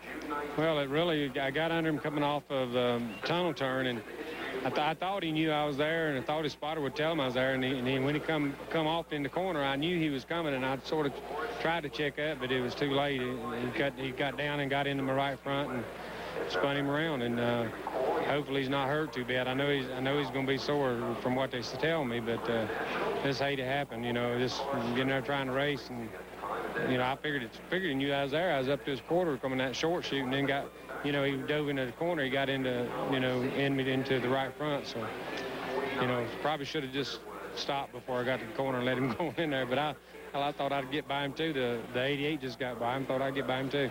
You've had a pretty busy week. The National Press Corps in Washington, and also latest acquisition for DEI. Well, had a busy week going up to Washington for our first time, and the National Press Club was a very, very honoring event, and got to speak in front of a lot of people that's heard a lot of great words spoken. For a race car driver from North Carolina, I thought that was pretty impressive, and that was a neat event. And then we got us a 15-year-old retired Budweiser Clydesdale this week. So Sarge is a new member of the Earnhardt family down there, and he's fun pet. He's enjoying himself. He's just relaxing, taking it easy. He ain't got to pull no big wagons anymore. Well, 7 a.m. at the DEI shop. Dale was out there with Sarge, greeting everybody coming in and said, hey, smile to your new member there. Hey, let's talk about Steve Park. His rehab has been coming along pretty well. When do you think you're going to see him back into a race car? Well, we got a little dilemma there. He's getting well quick, and the doctor says he probably race after Daytona. And we want to get him back in as soon as we can, but we got an obligation to Darrell through Pocono, and it, you know, the ideal situation would be, you know, if Darrell's team was ready to get back in there, but we've got an agreement with Darrell and go through with that, and we tune on Steve and see if we can get Steve get ready and go test some and just see what it holds until then. But, you know, it looks like right now at the Brickyard, and Pennzoil's wanting to do a big promotion around the Brickyard and everything, and it'd be great to bring him back there, him sit on the pole and race me for the win. Well, he's hoping for the win today, and guess what, Eli? it stopped raining down here on Oh, pit yeah, road. guys. I wanted to wish Hornaday a happy 40th birthday and also congratulations on last night.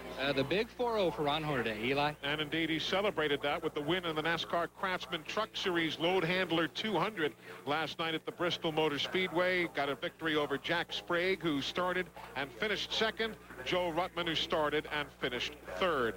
Well, right now, though it's stopped raining on pit road, it is still raining elsewhere around the track. So while some folks flop the hamburgers around and the hot dogs, we're going to bring you Dave Bowman and Sam Mamolo, Shade Tree Mechanic.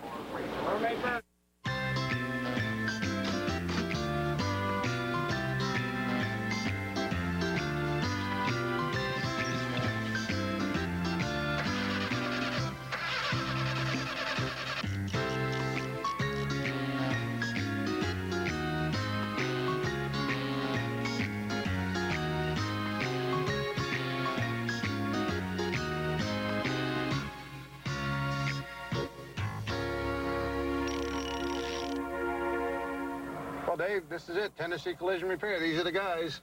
Yeah, it looks like the one bay is full. You're going to have to go down the other one, Sam. You got it. Hey, Dave, how you doing? Fine, how are you? Hey, welcome to Shade Tree Mechanic. Well, Sam and I are bringing our neighbor's Corolla over here. Got tagged in the rear end, got a little bit of damage there, so we brought it here to Tennessee Collision Repair. Have them take a look at it, see what it's going to cost to fix it. Now, the reason we brought it here is because they're one of the foremost facilities for collision repair in the country. And the reason for that is because with the repair industry the way it is, the technology is unbelievable.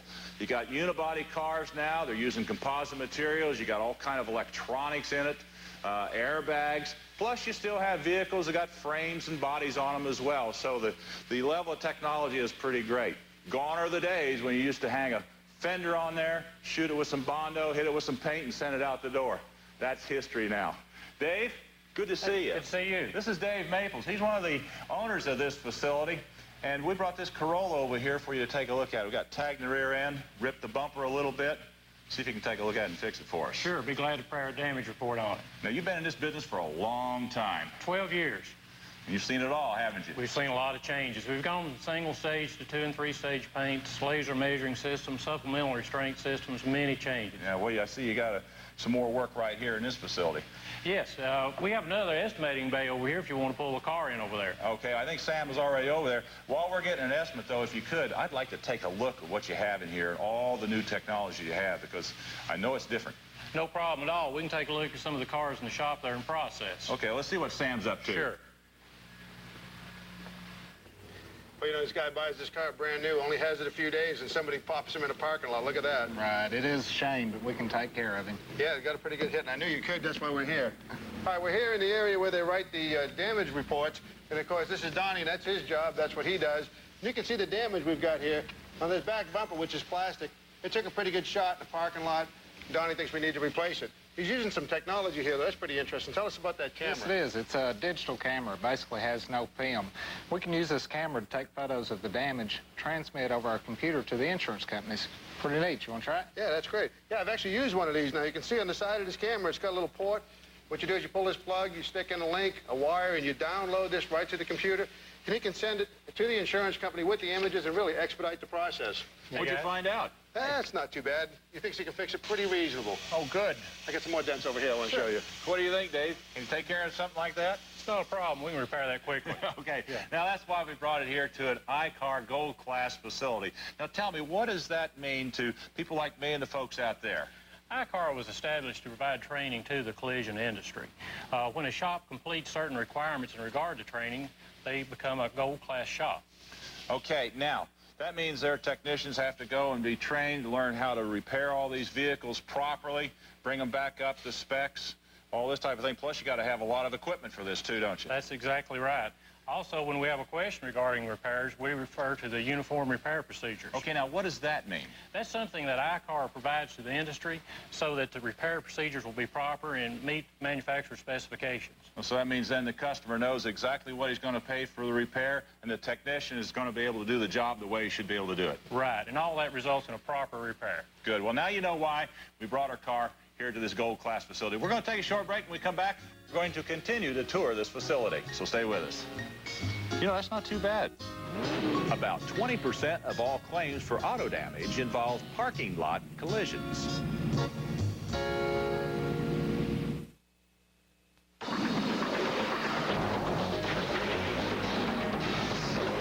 I was into all that extreme stuff when I was your age. Just didn't have a fancy name for it. Because I never had a Subaru Outback Sport either. Too bad, Uncle. This beauty's got a ton of cargo space. Full-time all-wheel drive, more horsepower than a RAV4. Never did that, I'll bet. Sure we did. But what's the rope for? Outback Sport, part of the Outback family from Subaru.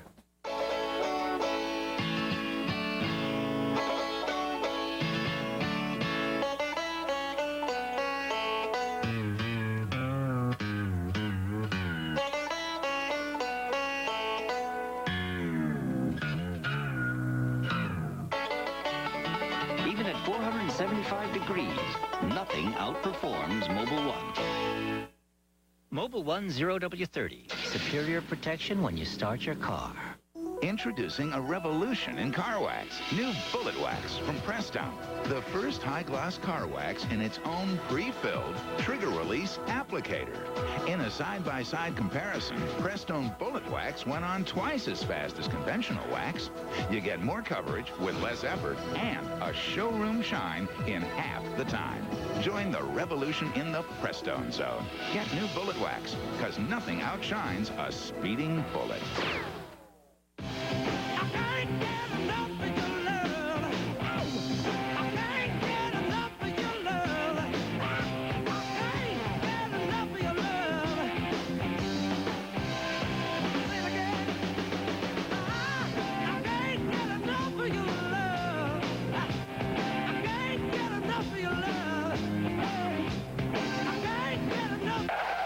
If you ask us, it just tastes better. Let's take a look at this little blue coupe. Boy, this thing really took a shot, didn't it? Yeah, I took it right here on the left front corner from the way it looks. No kidding. Hey, welcome back to Shade Tree Mechanic. I'm going to check out the rest of it. Okay. Now, Dave, tell me, where are we here in your facility? This is a teardown area where we disassemble the car to determine the exact extent of the damage. Okay, so it looks like this one took a pretty good shot on it. Sure did. From what I can tell right down here, this is what they call a composite bumper, right? It is. Okay, now you got an outer shell on it, plus what you have is this energy-absorbing area right here. This backs up against this aluminum bumper right here. Of course, this is mounted right to the frame. But what happens when you hit, it'll absorb some of that energy, then it helps transfer it right up through the unibody. It looks like it did right here. Yeah. Speaking of energy, this thing doesn't even have an airbag. I'm going to go find me an airbag car. Okay, we'll see you later. Now, look at this.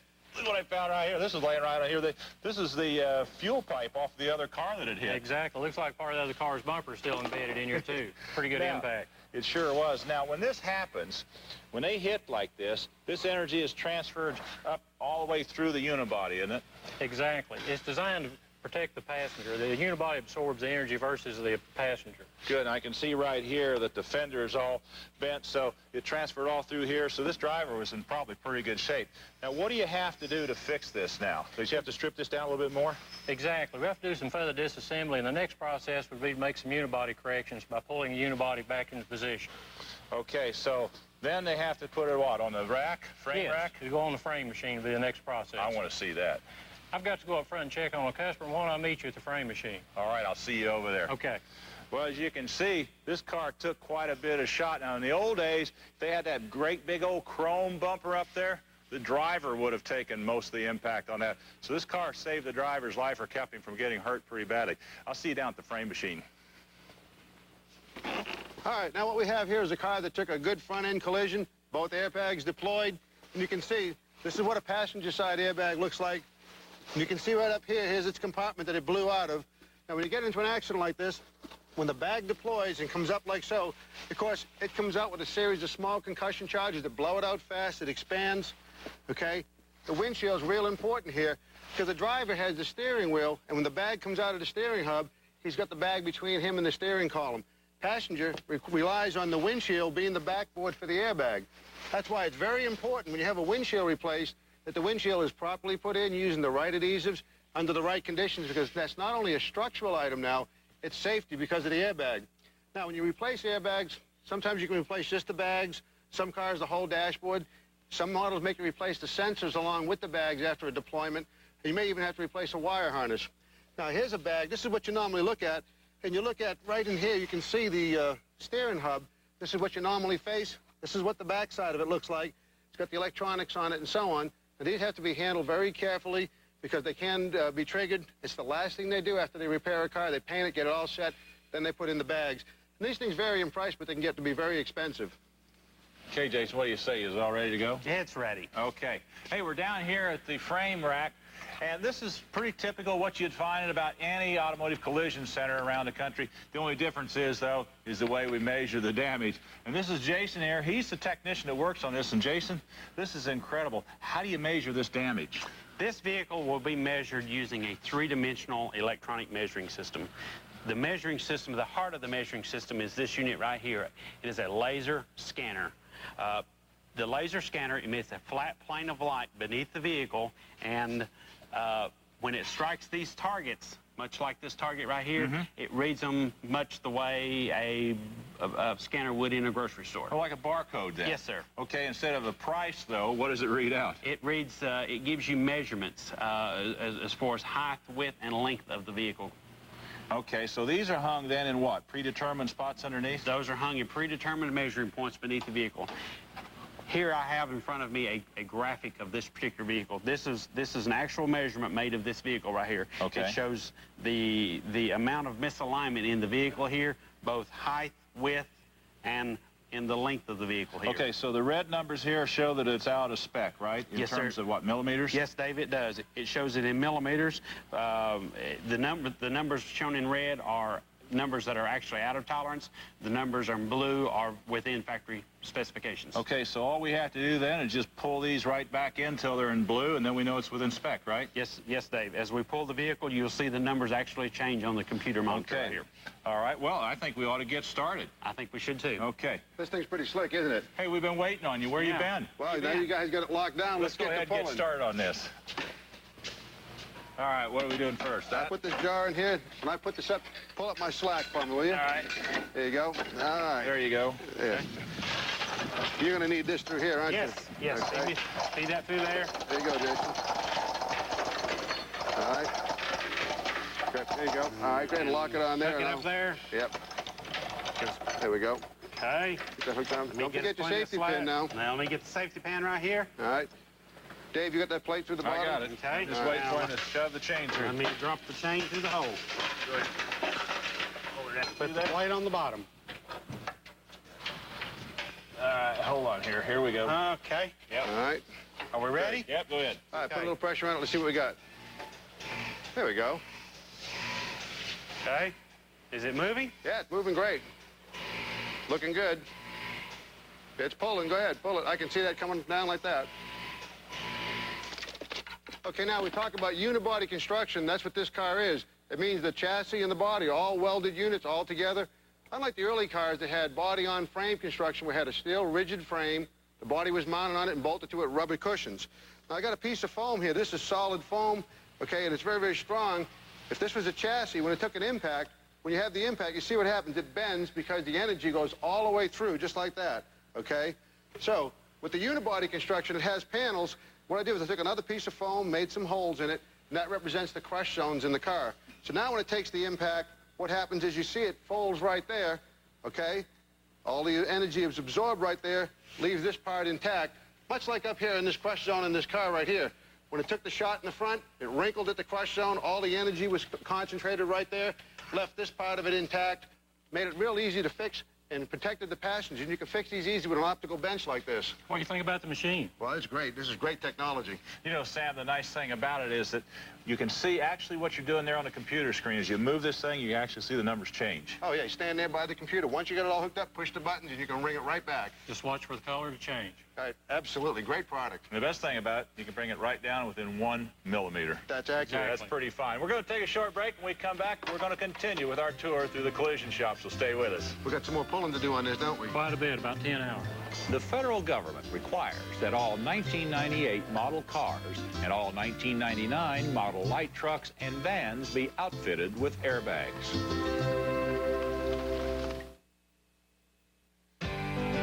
watching TNN, America's country home. Tuesday night, TNN makes an entertainment statement with another awesome, great performances night. At 8, the Oaks take Vegas by storm with a lot of help from the sparkling Diamond Rio. Next, the price of real estate around Music City zip code goes up when primetime country moves in. Then it just don't get any better than George Jones, picking and grinning with Alan Jackson. The word is out. It's country's greatest performances. Tuesdays, TNN. Hi, Bob Goodman here to show you how renting the Rug Doctor can give you professional carpet cleaning results for a fraction of the cost. It's easy. Watch. Rug Doctor's professional hot water extraction system delivers deep down cleaning power that home machines just can't match. Dirt, stains, germs, and odors, they're gone in seconds with Rug Doctor's powerful hot water extraction. Now that's the method recommended by every major carpet fiber manufacturer for carpets that stay cleaner and wear longer. Plus, Rug Doctor's exclusive vibrating brush gently scrubs both sides of the pile, not just one side like other machines. And Rug Doctor delivers more than twice the power, so more deep cleaning goes in, more moisture comes back out. Carpets are clean, fresh, and dry before you know it. Rug Doctor's compact, lightweight design makes it easy for anyone to rent and use. There's no assembly. Everything you need is right there. Rent one today and you'll be up and running in seconds. And with the optional hand tool, Rug Doctor makes it easy to clean furniture, auto upholstery, and much more.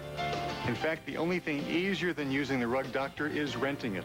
You'll find it at most supermarkets, hardware stores, and home centers for a fraction of the cost of professional cleaners, yet still delivering professional results. And whatever your cleaning job, there's a specially formulated Rug Doctor cleaning product to match. Odor Remover actually destroys odors with bioenzyme technology. Pet Stain Remover neutralizes pet accidents and other acidic-based stains.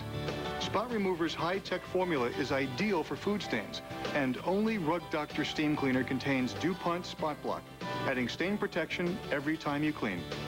Don't settle for less with a home machine. Rent the Rug Doctor and get professional results with an easy-to-use, easy-to-rent machine that will save you time and money. Rent the Rug Doctor today at most supermarkets, hardware stores, and home centers. Call 1-800-784-3628 for the rental location nearest you. Hi, it's Meg. I just don't know what I'm going to do if Hal brings home one more car to fix. Hi, honey. Remember that addition you wanted for the family room? I just wish he'd go to Brake King first. Brake King does more than just brakes. Brake King offers mufflers for as low as $40, alignment specials, and of course brakes for all vehicles. I wonder if they fix steering wheels too. Century Food Mart is your one stop for all the convenience store items you need. This week at Century, you'll get this deal. Get a free 2-liter Pepsi when you buy a 9-ounce bag of Frito-Lay Doritos for $2.19, only at Century. And remember to fill up with Citgo gasoline at most Centuries. Citgo, when it counts. Come on into Century. Here, Sam, sounds like a storming outside. It sure is. Hey, welcome back to Shade Tree Mechanic. Well, we're here in the build-up area. Sam, what'd you find? Well, what we've got here is a four-wheel drive vehicle, and this is a body-on-frame construction, okay? It's been hit in the front. This has already been on the pull machine, the frame machine.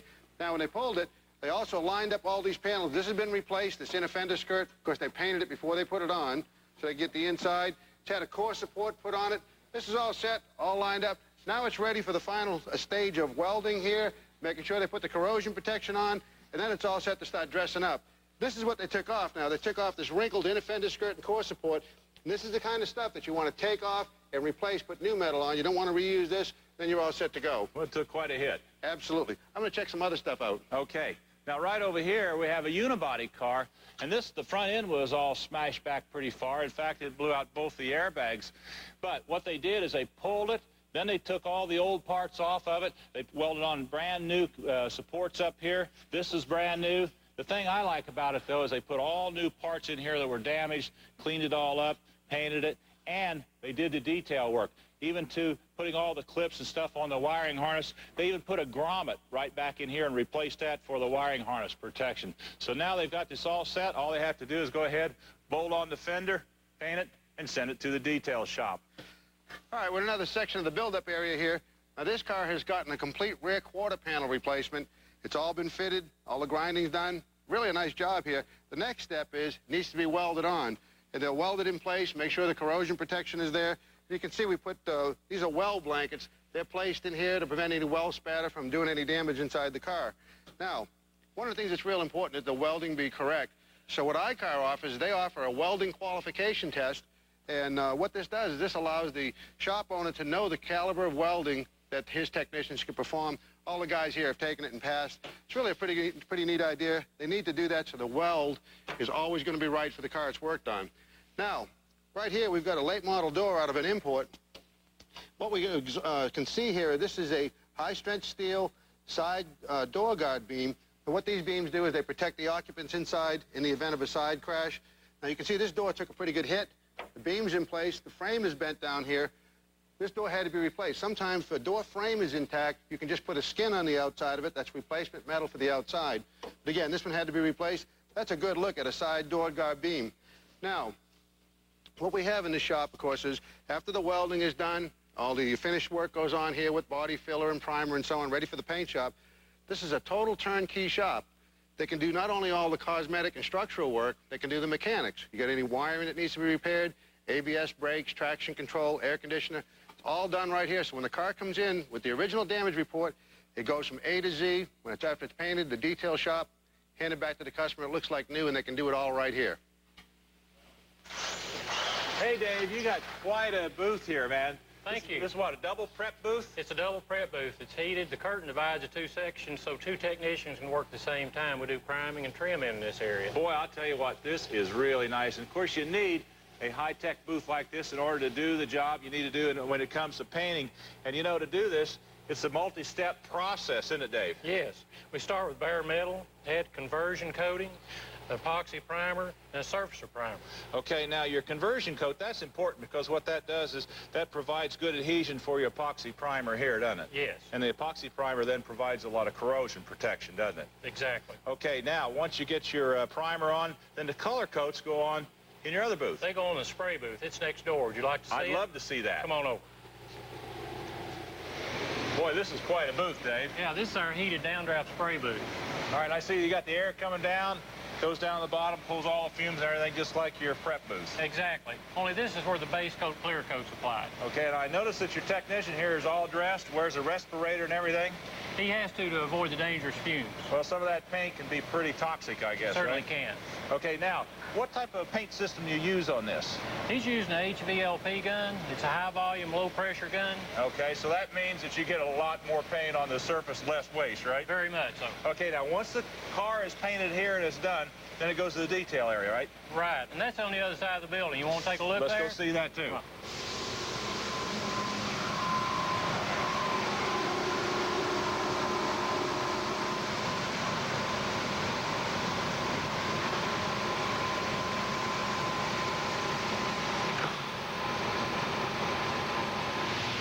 So this is the detail